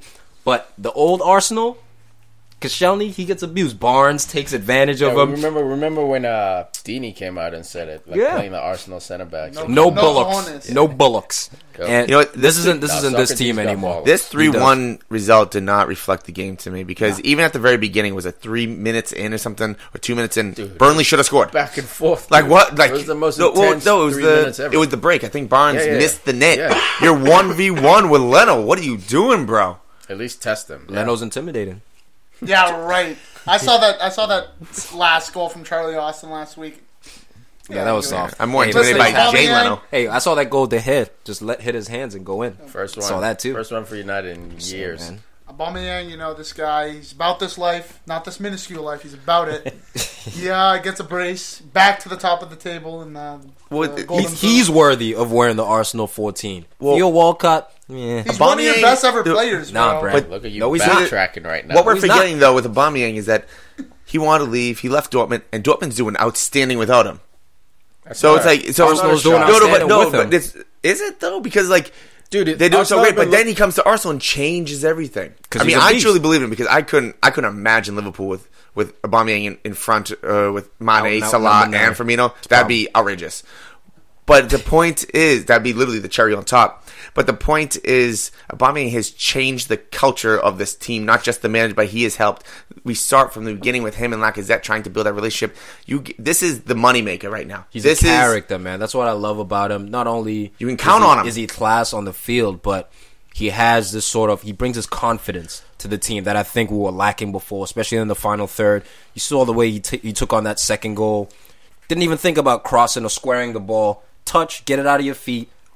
Pings it near, like up a 90 near post on Joey. I mean, sometimes you get blasted as a goalie, but the confidence to take on that shot, man, it's everything for me. And for me, a guy who's been heavily criticizing Mesut Ozil, although maybe on Who Scored, his rating may not reflect it. I thought he had a great game this game. Emery came Captain. out and said Captain for the day. He came out and said he has a future at the club. Yeah, he does. But I'm guessing that has more to do with Ramsey than it does with And Ozil. an advisor. I mean, I'm guessing for me, it has to do with is Ozil buying in.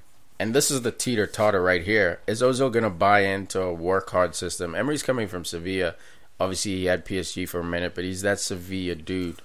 And if Ozil's not going to buy in and work, Ramsey's right there. So I think that's why the last 2 games they left. Like Ramsey's not signing a contract. Like, But what about what about 2 games ago when he said against Bournemouth that wasn't an Ozil type game? You know what I mean? He was basically saying we needed workers that game. Yeah, Ozil's not a worker. And I think what you'll see is he'll pick and choose Ozil for specific games. Like when we go up against Liverpool in like a couple of weeks, I don't know if Ozil's going to make that starting lineup. So that's it. Here's the beef tactical with that. reasons. Is Ozil going to be okay with that? And that's up to Unai to sort of massage his ego. And I think so far it's up in the air, and that's why he's getting left off. He's getting brought in. If Ozil keeps playing passes, picking out passes the way he was, and putting in some sort of defensive work rate, because there were times in this game where he'd lose the ball, sit on the ground, and then he'd get up. But I also did see times where he would bust his ass back. The question is that enough for Emery? That I don't know. I don't know the answer to that. It's enough for him for the moment. When Arsenal is trying to build themselves up, he is a player that they're definitely going to try to keep. They can't get rid of him.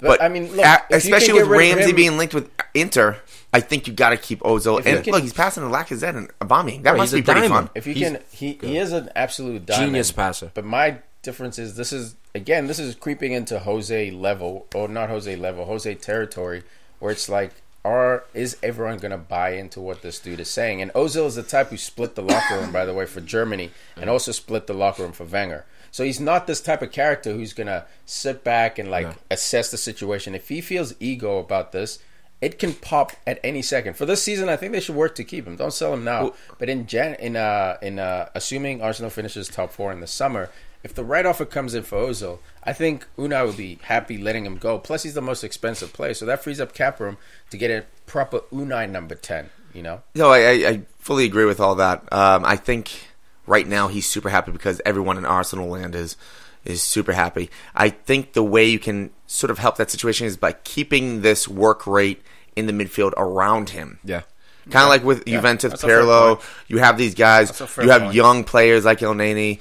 And the boy that you love, and then even when Torreira comes in, and Torreira, my bad, Torreira comes in. One. These are just guys that will just work, get the ball to Ozil, boom. Although Torreira, when he subbed into this game, to me, he was mostly at fault for the goal. Yeah. I mean, I know Xhaka was also there. He should have done better with the clearance, but Torreira, he just looked like, I don't think he's used to coming off the bench, but he just looked a little bit slow when he came on. Still love the man. But my boy Alex Iwobi was the guy who actually gave us breathing space in this. He subs on, gets the winning goal, maybe arguably offside. I thought he was on when I saw it, though. But, again, man, got shit on my boy. I'm going to stick by him, man. A lot of Arsenal fans, too. You're not sticking by him, bro. No, you said he was special. You backtracked on that. Okay, so you're not sticking by him. Yeah, but you never said you hated him. That was never. That's what I'm saying. Like, okay, there's no sticking by. No, you stick by. If you, backtrack. If you're wrong about something, you could be wrong. I'm a big boy. I'm a big boy. I can admit when I'm wrong, but I won't disown him like Snacks. Snacks will disown a dude so quickly. It will be still near and dear to my heart. Still my Nigerian brother. All right, okay, stepbrother now. Hold on. My brother. You talk about this because this is obviously. Who you gonna throw away next, huh? Yeah. Who you gonna throw away? Whose jersey you wearing? Oh, Lingard? Yeah, he's next. No, he's not. You gonna throw him away, bro? Lingard's got a song after him. Like you can never hate him. But also about Lingard, he's also better than Ozil. This is my opinion. But like going back to the original point that I wanted to start with, raw. you talk about like Iwobi, how he's near and dear to your heart. Like with Lukaku, I was never a Lukaku guy to come in. Like he came in, I'm like, all right, like as a fan, like I have to give him a shot. But when I watched Lukaku at Everton, I'm like, all right, this guy, he can score 20 goals a season at an Everton level.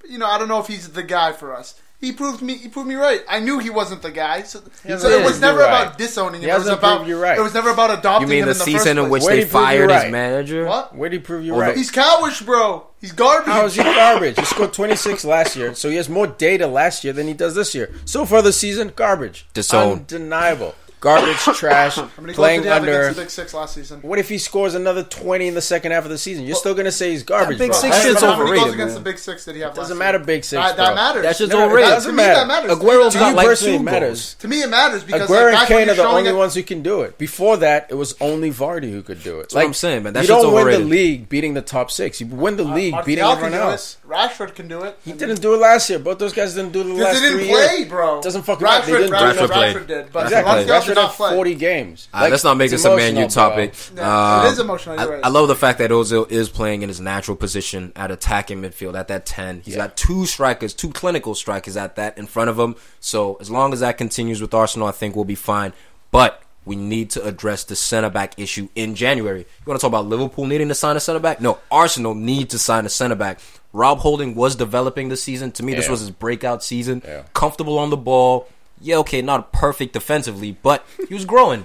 He goes down, out for the season. Not perfect? That's all you're going to say? I'm just saying, he was coming, though. He was coming. Because Shelny, we saw last week, he got exposed. You know what I mean? He's still coming back from an Achilles. We saw a year in 2016. He was like 32, yeah. He's been done for 2 years, rounded by Pogba. He's been done, bro. He's been done for 2 years. Sell him off. He's been a soldier. It's great.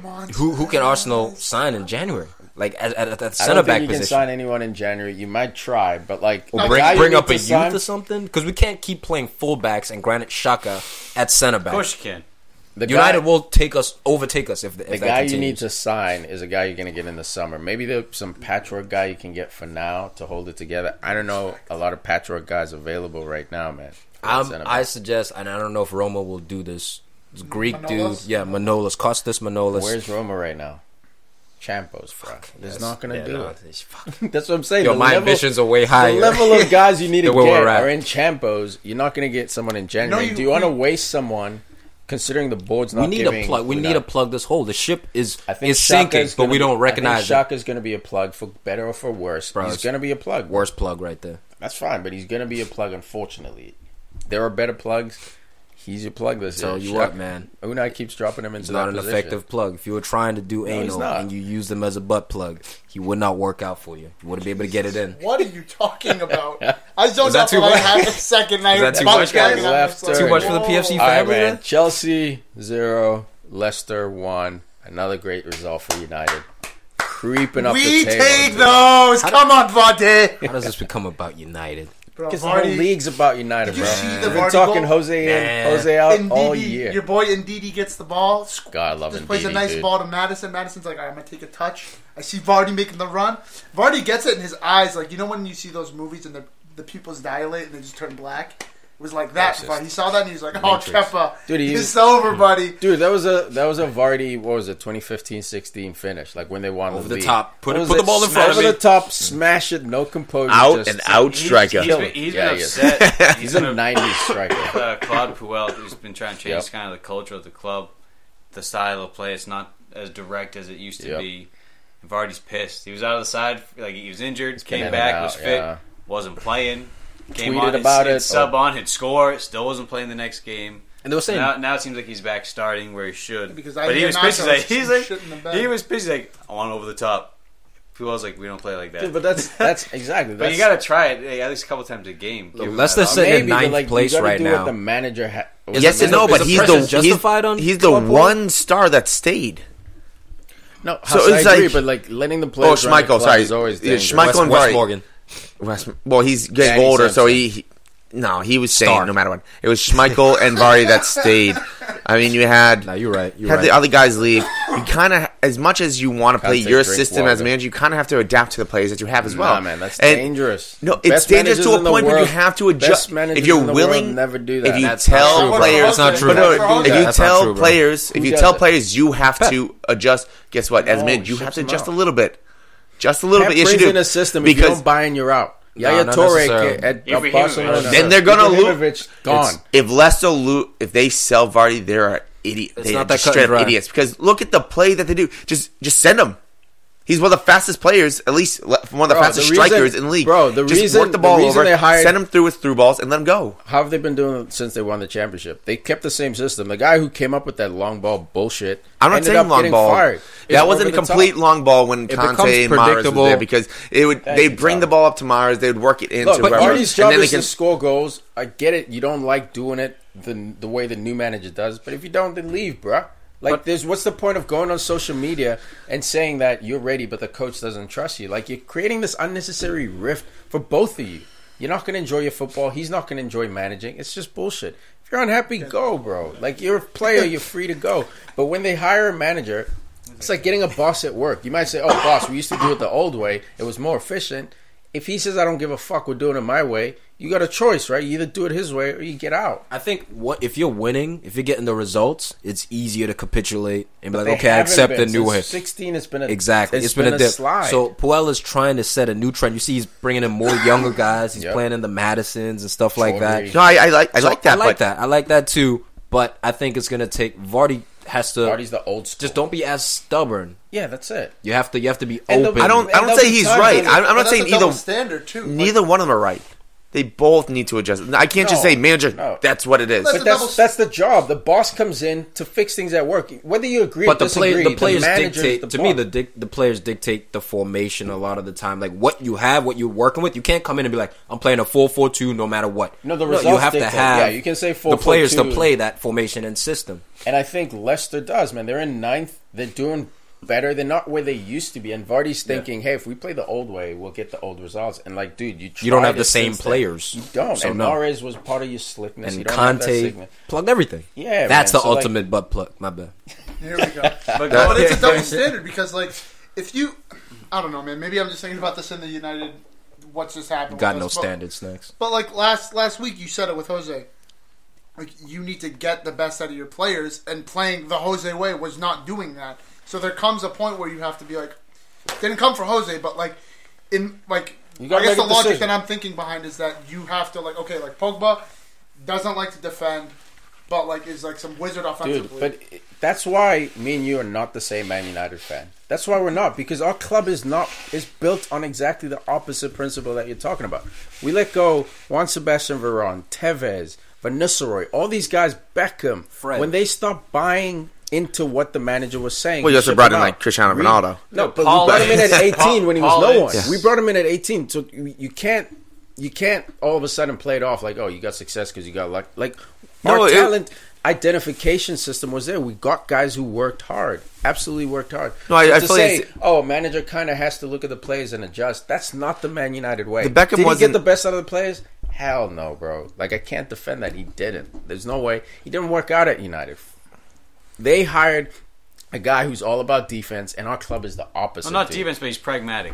But pragmatic defense first, lock it down, whatever it is, man. Like, he will get you results. You may not like how he does it, whatever it's going to be, but he'll get you results. If you give him what he wants, yeah, at some that's point, what he is. It's different, and that's okay. Invest in me, I'll get you results. You need those two things. But if you only have one, or if you have so at that point, then it's Jose's decision, of course, to say, okay, am I going to capitulate and let Pogba pull the strings in this situation, or any other player, Ronaldo at his previous club, Hazard at his previous club. It's not a personal thing, but he doesn't capitulate, and he's willing to drive over the edge of the hill to say, I will not capitulate to any players. And everywhere he's been, he's won. Now the question is that magic streak of his over? It's up in the air now. We'll see at his next club. I predict Jose will get back to doing Jose thing. He's still a legend. So the big difference between Jose, Pep, and Puel is that Leicester they will not buy the players that he wants time and time again, like Jose and Pep, because Pep struggled a little bit when we first came in, but then he could go out and spend 200 million. But every club he's been allowed to buy any player he wants. Same with Jose, except for United. Exactly. That's what I'm saying. But the point, he also bought players. But the point is with Leicester, you can't just go out and say, "Hey, I want this player. Hey, I want this player." No, if you have a player like Vardy, you have to learn to adjust. You can't just sell him and then bring somebody in. Because then you might just get another Damari Gray who's done nothing for them. Or you might get another player who just maybe could do something with Madison. Vardy's more than a player. Let's get that right. Right? Like, Vardy's a symbol of Leicester. Even how he plays, the work rate. Like, he means a lot to that club. It's not just his play. Because Leicester is more like Southampton than they are like United or City. So if you're going to keep selling players like Southampton, guess where you're going to be? Not always, bro. If they get rid of Vardy, they are under 10th place. They're probably under 15th place. They're staying in the league. Maybe. For how long? You have a 1 year, 2 years? Until you find the next Vardy. And that's what Southampton said, because they did it. Southampton did it for 10 years. Southampton has been doing it for 10 years. That's my point. And Leicester just started doing it. For 5. So they're in there for another 4 or 5. You might not be able to find another Vardy. Everton hasn't found another Lukaku. That's what I'm saying. These things happen. Lukaku, Absolutely. Bro. Really? Yeah. All right, hey guys, we're talking about Leicester City. We're talking about they beat Chelsea. All right, let's talk about Chelsea for a minute. Eden Hazard, not that I want to. Bring the order out. Hazard starting up top, number 9, false 9, whatever you want to call it. He's been doing it recently because Morata sucks. Giroud can't start games. Morata's injured. Giroud sucks. Giroud can start. I don't know what they don't. Oh, yeah, in this situation. Man's Hazard hitting crossbar. But, I mean, you have a guy in Giroud who is an out-and-out number 9 on the bench who you don't play. Hazard's isolated. He gets lots of touches. He drops deep. But it throws the whole team out of whack. I mean, if anyone wants to go out and buy, Sarri's got to go out and get himself either in January.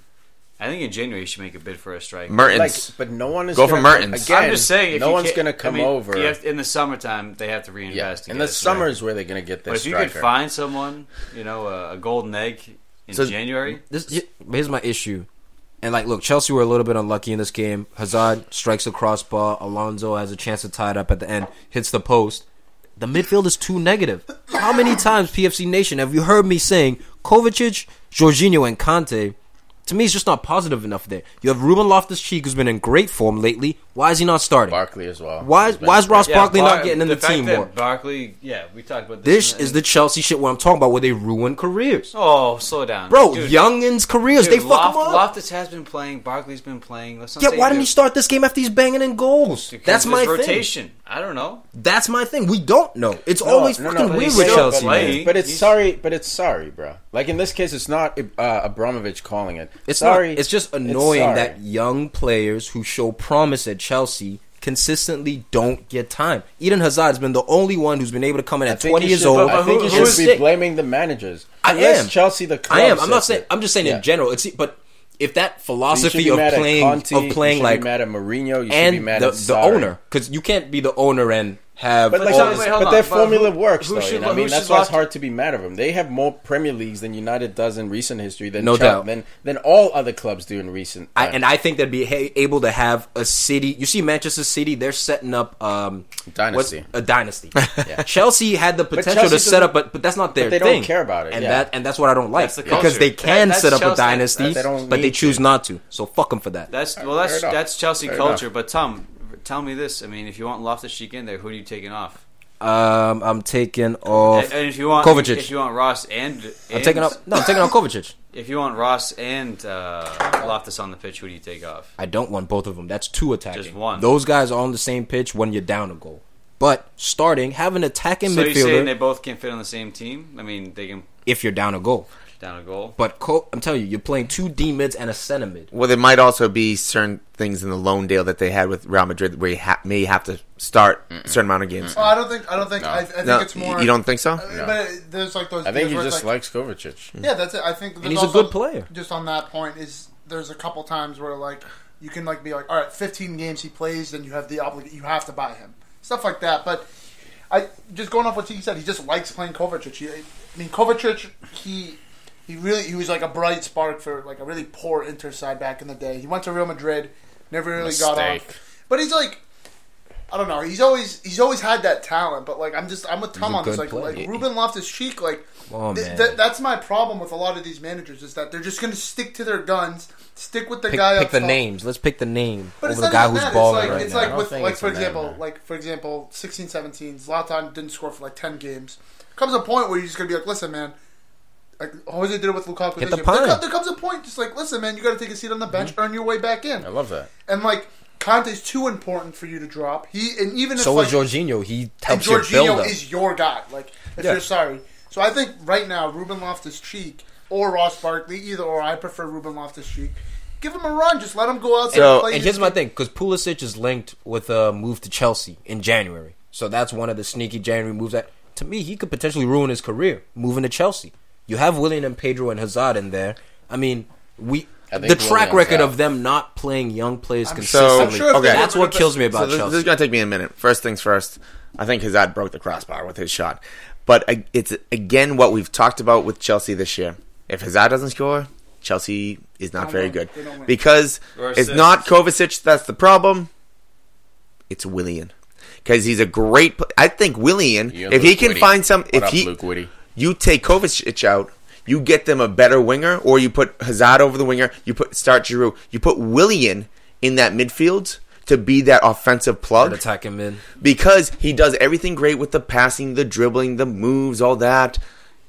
Can shoot from far. He can shoot better outside the 18 than he can in the inside. Goals. But so how do you justify what I'm saying with Willian is that he's not a winger. His finishing is not a winger. He's a better midfielder in my mind, or attacking midfielder in my mind, than he is a winger because he has poor finishing. Look, I hear. How many goals does he score? No. Look, how many goals does he score every year? Take that many shots. But how many assists? And how many free kicks? But if you have Hazard right there, or you look at his stats, like Luke Whitty hit me on Facebook about this. It's surprising, bro. I'm a heavy Willian guy, but you look at his numbers; they're languishing, bro. That's why I was not afraid of him going to United. I think the biggest problem with Chelsea is simple, guys. It's the number 9, and we're probably all bored of saying it. But literally, you plug Diego Costa into this team. It's different. It's a different It's story. fucking different. And at the same time, they're still in top 4. So, like, the house is not burning for them. But, like, it's that number 9. That's why you're playing Hazard in a position he doesn't belong in. I think the reason why, like, hypothetically, let's just say that Willian was a number 10, just to make it as close as possible. Juan Mata is a player who is a number 10. He plays primarily out wide. That role playing out wide, a lot now it's not restricted to being out wide. Like, Willian is constantly moving around. How do you do for Brazil? What? How do you do for Brazil? Not well. Not well at all. Because where did he play? But that whole Brazilian team didn't do well. What? Well, when they put Firmino on, he did.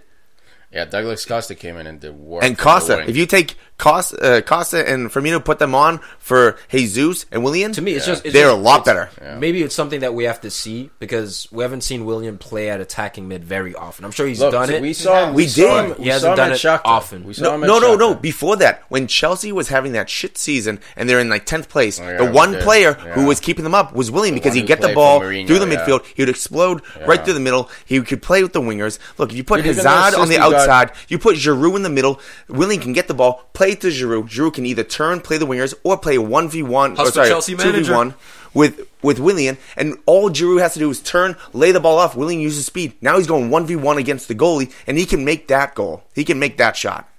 I don't buy it. What if the team sits in on you and plays like, a back 10?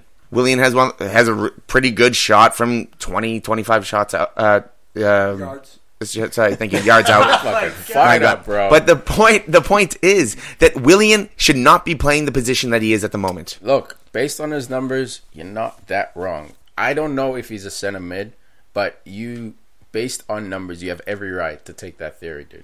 At this point, what I'm saying. Just something he's not a true. I haven't seen him at attacking mid a lot. He's not a true. Watch him at Shakhtar, dude. He was a string puller for him. He hasn't. I don't know if he can do it at this level. That's what I'm saying. He's played that position. He's not. He has Kante behind him too. Look at Pogba in the World Cup. Yeah, bro. He didn't have to do any defense. It's a long shot, but like I don't think you're crazy for saying that based on the stats. Look up Willian's stats, bro. No, I believe you with the stats and everything. It's just so scary. I don't know if he'd be a better option than who knows than someone else. Yeah. Well, no, I'm saying in January, I got to go find that winger or that striker, one of the two. Because I'm okay with that. They gotta wait till the summer to get the striker. They need a striker. They can find someone now who's available, bro. Everyone who's available that you want is playing Champions League, and so you have to clubs overpay.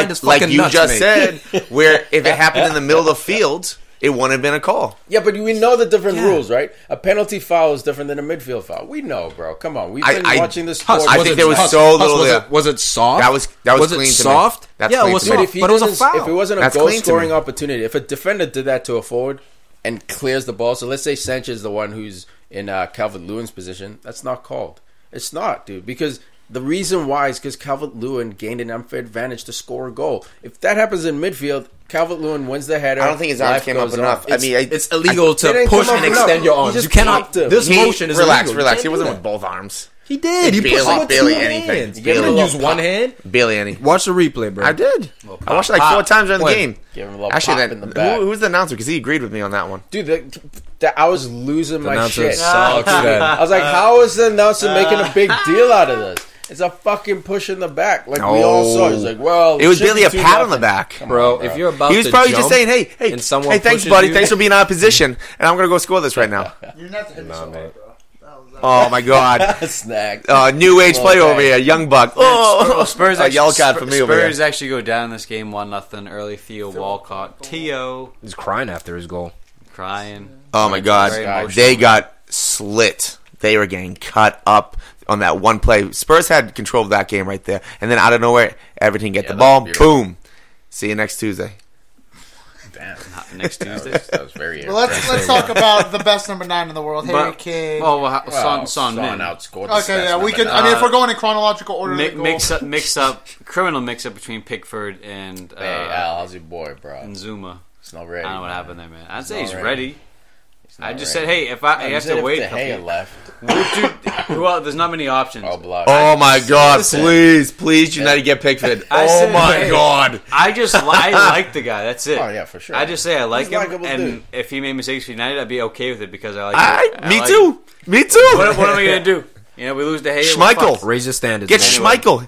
Especially if his dad takes over the board. Schmeichel's too old, man. Schmeichel's too old. He's like 35. I take him over Pickford any day of the week. Anyway, mix up, but Son with the one-touch finish, man. Fucking incredible, man. Crazy angle. This guy is on fire. He's been on fire for 2 years.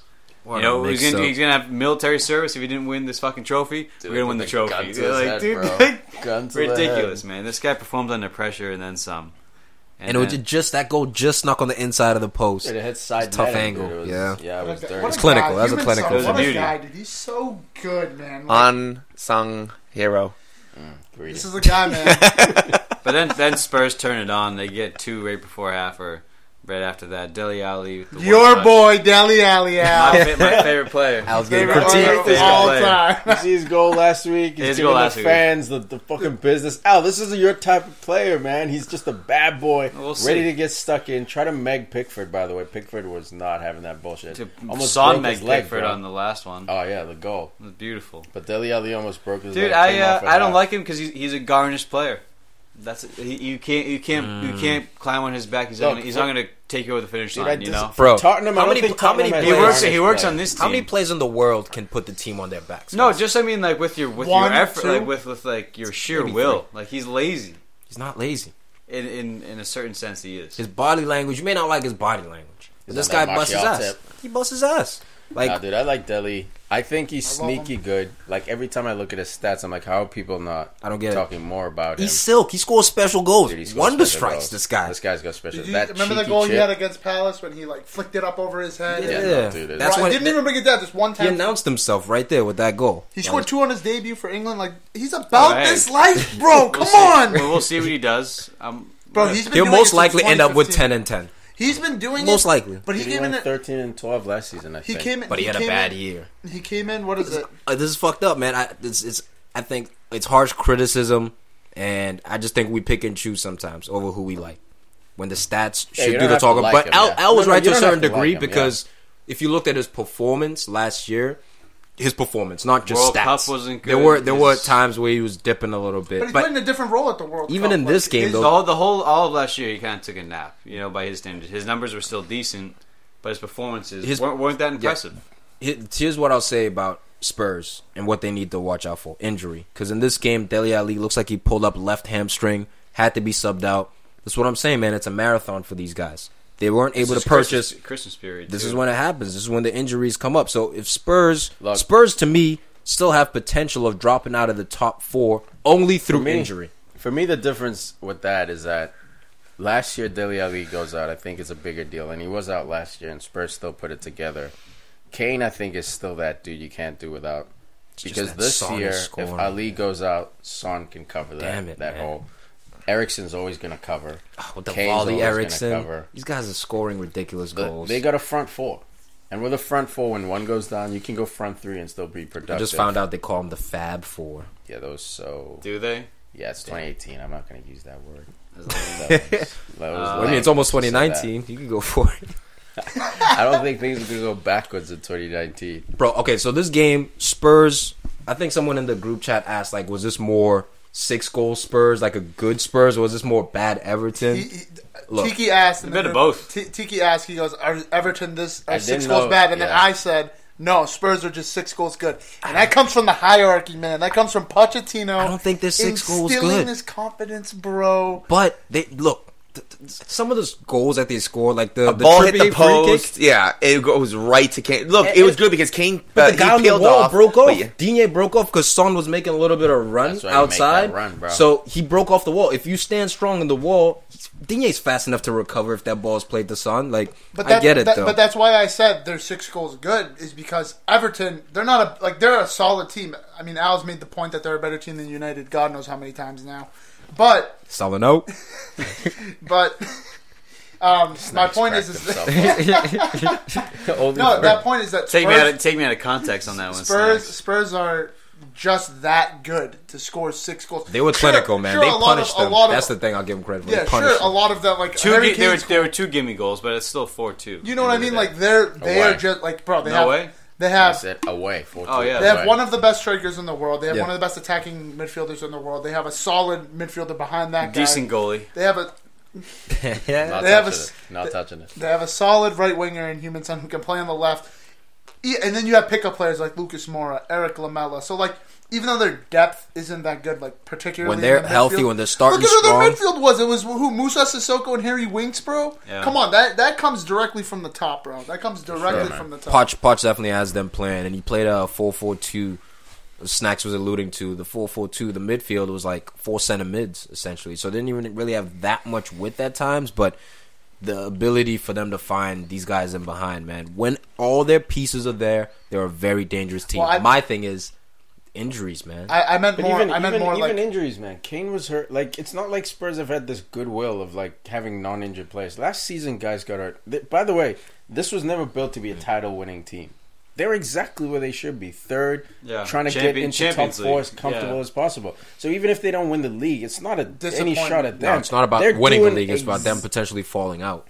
And they're 2 points behind City. That's right how far they are from falling out. December 23rd. We said the same thing last year. Ali went out for a chunk of time. Eriksen went out. Last year, Toby was out all year. And they kept going. I think you're underestimating the Poch effect. Harry Kane is the only guy I can't give excuses for. If Kane goes out, they're in big trouble. But Son can sit down, Ali can sit down, Eriksen can sit down, and this team will still get top 4. Speaking of Toby, the manager, will there be any distractions with him in January? Maybe, maybe not, dude. He's playing again. He's getting I'm not saying even for the sale, but he's playing again. He's getting minutes. He might be happy to re-sign with Tottenham. Tottenham always wanted to re-sign him. That also depends in the future, too, what happens in the next 6 months. Absolutely. That's what I'm saying, where that's going to drag on. I don't see that happen. If anything happens, it's not going to happen until the 29th or something of January. But if he's going to be talking with other clubs, I mean, it happened with Emre Can last year with Liverpool, but not as much because he wasn't the biggest player. If it happened with like a Salah Mane, it's like, oh crap. Yeah, but again with Toby, sure he's important, but they proved last year they can do work without him. They got Foyth. He'll play Foyth. He doesn't care. He's not as valuable a player as he used to be, which I think is part of the reason why he's frustrated. He's not getting more money from them. You know what I mean? They realize, okay, you were 2 years ago. You're probably our most valuable defensive player. We lost you for an entire year or for most of the year, and we were fine. So maybe we're going to roll back a bit on our contract offer, and he disagrees. I think you can still sign a contract and still put your heart out for the team you're currently playing for. So even if he does sign in January for a summer deal to leave on a free, I still think he'll put in work because he's a professional, man. Heung-min Son, best Asian player of all time. I mean, it's official. What about Suzuki, bro? Honda. What about Kagawa? What about Shinji? What about Honda? What about Nakamura? Okay, we can't write off Okazaki yet. He hasn't retired yet. A lot of great goals in this game. One of the goals of the game, Gylfi Sigurdsson. What up, Snacks? Beating 5 players in one play, man. Is that Manchester United Touch, class? turn. Oh, man. That was class. That was a class goal. Word, bro. That was a class goal. Pogba balled with 2 assists. Like I'm good. Did he score? Bro, we put 5 past him. Did he beat 4 guys? Pogba was just like, you know what? I'm going to step back. I'm going to let Jesse take all the credit today. You know what? I don't need the attention on me. Jose just got sacked. I got what I wanted. Legend. Did you hear what he said after, too?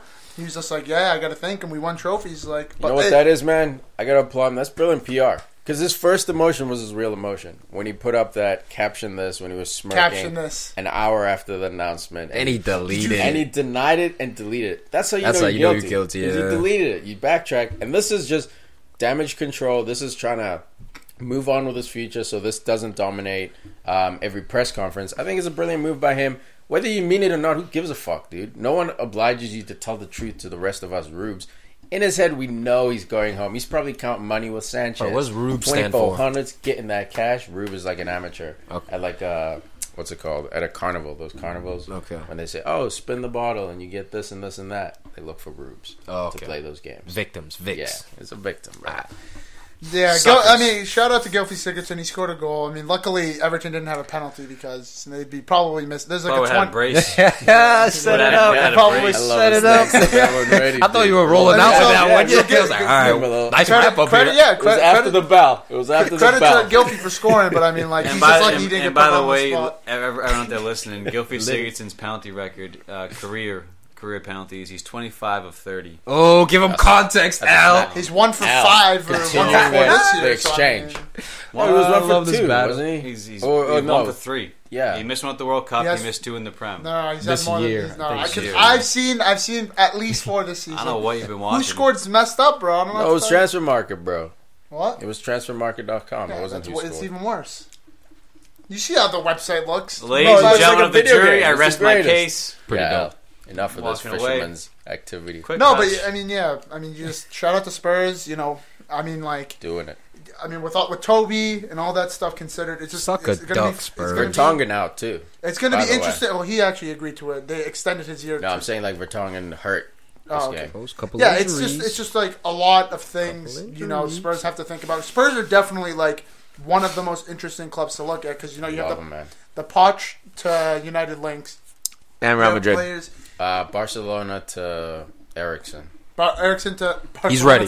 He's Barcelona. Right. Eriksen to Barcelona. Barcelona to Eriksen. They're gonna have to step up to play that Eriksen level, bro. Barcelona to Everton. Man's ready. Eriksen. Dele Alli. I think the one true player, honestly, one player that's like for me that's like a lock to stay in this team is Dele Alli. I think Harry Kane can. Dele's a lock to stay. I think he's the lock to stay. I think the 2 locks. I think it's Dele. Actually, 3 locks. You're gonna say Kane, but it's not. Dele, Kane, and Son. Bro. I don't think it's Kane. What if Poch bounces? There are no locks. No. I think if Poch bounces, everything goes. Dele will stay for at least another year. Son will stay for at least another year. Kane is the only one that I can see potentially leaving. That's not to say he's definitely going. I think Dele's got like that Galactico attitude. How he carries himself, like he just carries himself like a star. I think he carries himself, but Jesse Lingard carries.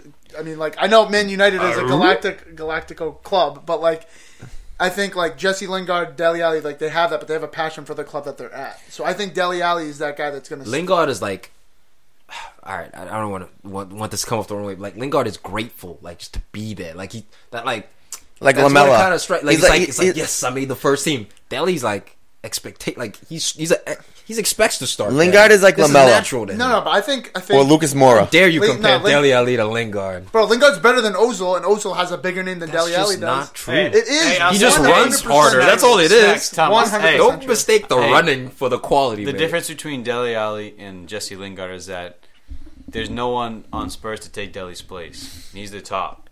You know, if Lingard was on Spurs, he'd probably start at least 90% of their games. I mean, Lucas Moura is just knocking right there. Where Lingard's in and out, there's rotation. There's people ahead of Lingard at United. It's bigger. But if he was at a lower club, he'd be playing every game.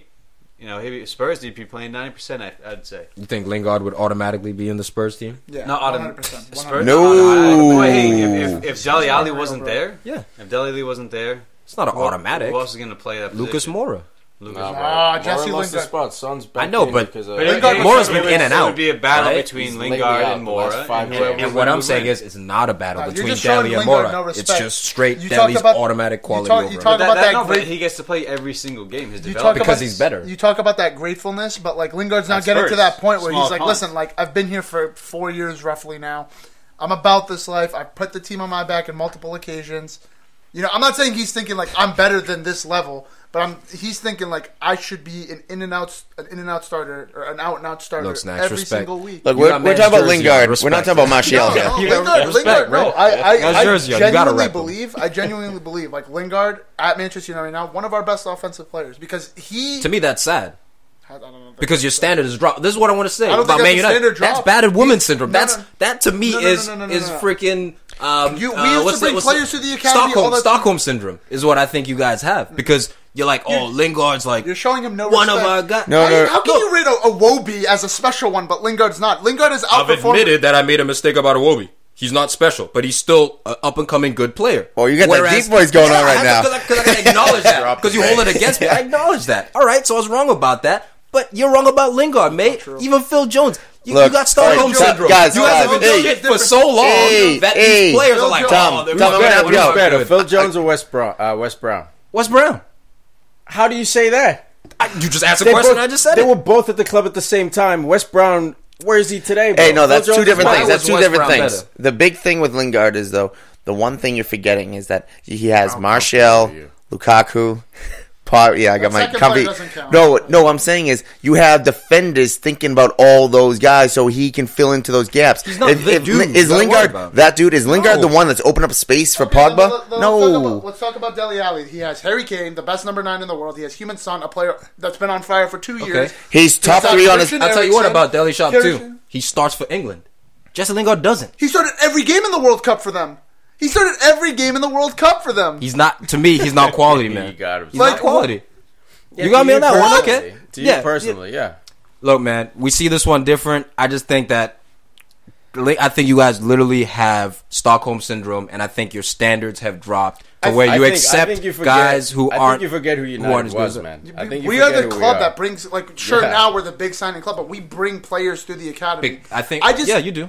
Yeah, and I just don't think you're giving Lingard enough credit. I mean, I can think of at least 3 examples off the top of my head where he's either brought us back or got us won us a trophy. No, Chelsea won us a trophy. Chelsea, last year he got the game-winning goal. We were down to 2-0 to Burnley. He scored both of the goals coming off as a sub.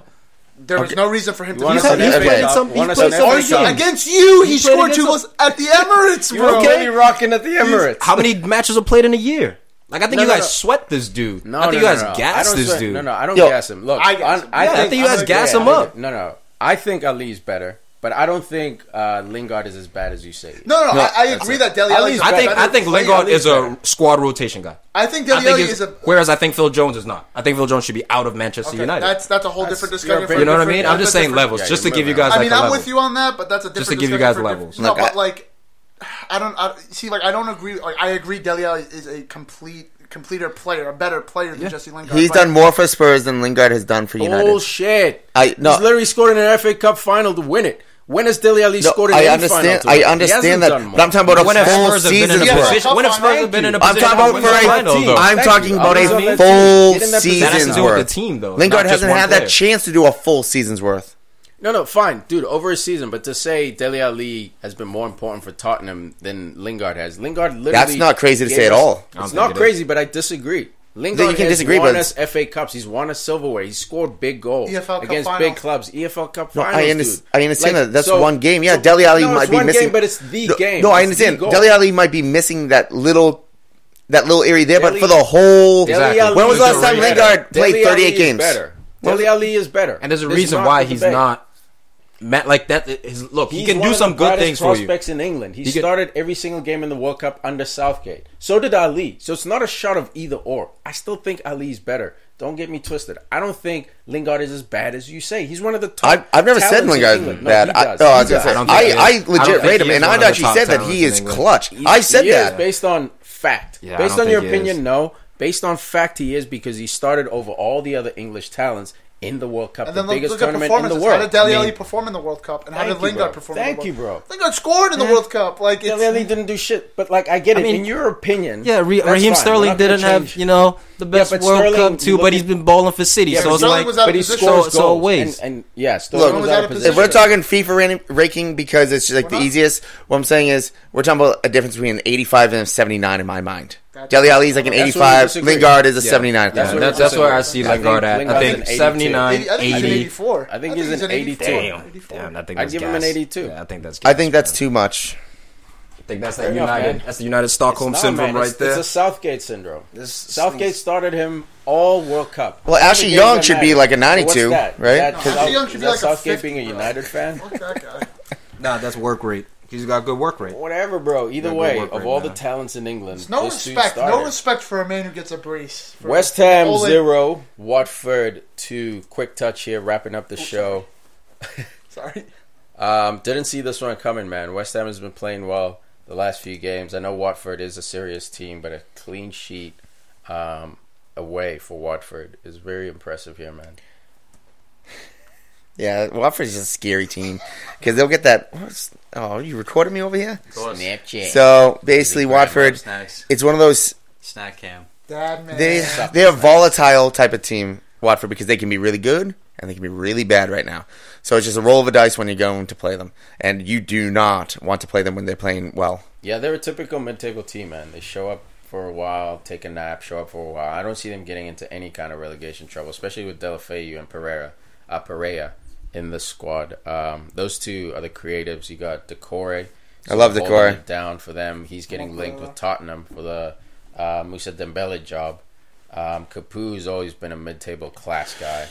And Dini the leader, dude. Dini the leader. You got him. You got Identity. You got...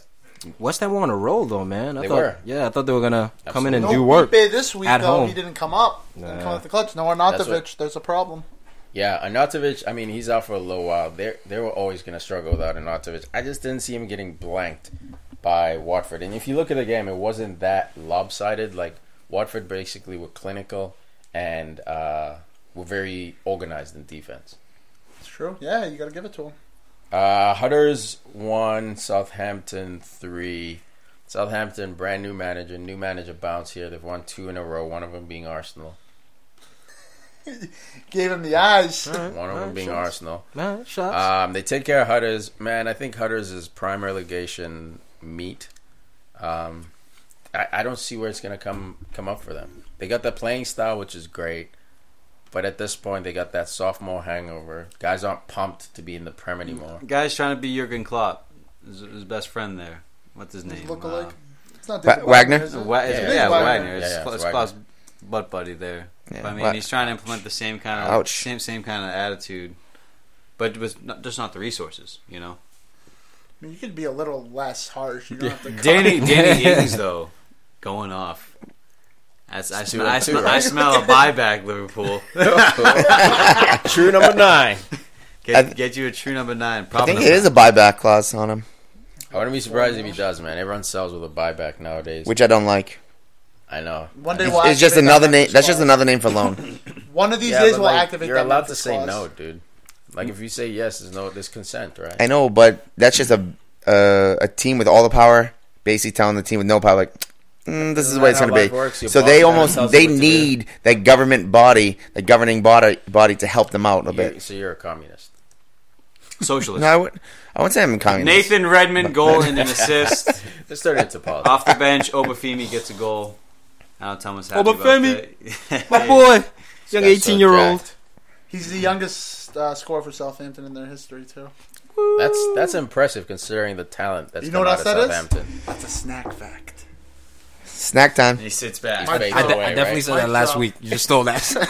Mic drop. Definitely said that last week. Southampton on the bounce again, man. Tails are up. I love this club, man. Their model of developing talent. They have like a conveyor belt of talent there. Even Potts was at that club as well, and now jumped off to do other bigger, better things. But they are so good at what they do. They're fine being mid-table. They're not too ambitious. Maybe Europa every 5 years or so they'll push for. But they just get the young guys, throw them into the water in the deep end time, just swim. The way you like it. I learned to swim, man. And then they swim so well, they end up on Real Madrid. We'll see what happens. Arsenal. We'll see. United. Liverpool. We'll see where they are come into the year, man. Because they've had a tumultuous. A couple of years. What's his name? Puel was there. Had a revolving door. And they got rid of him.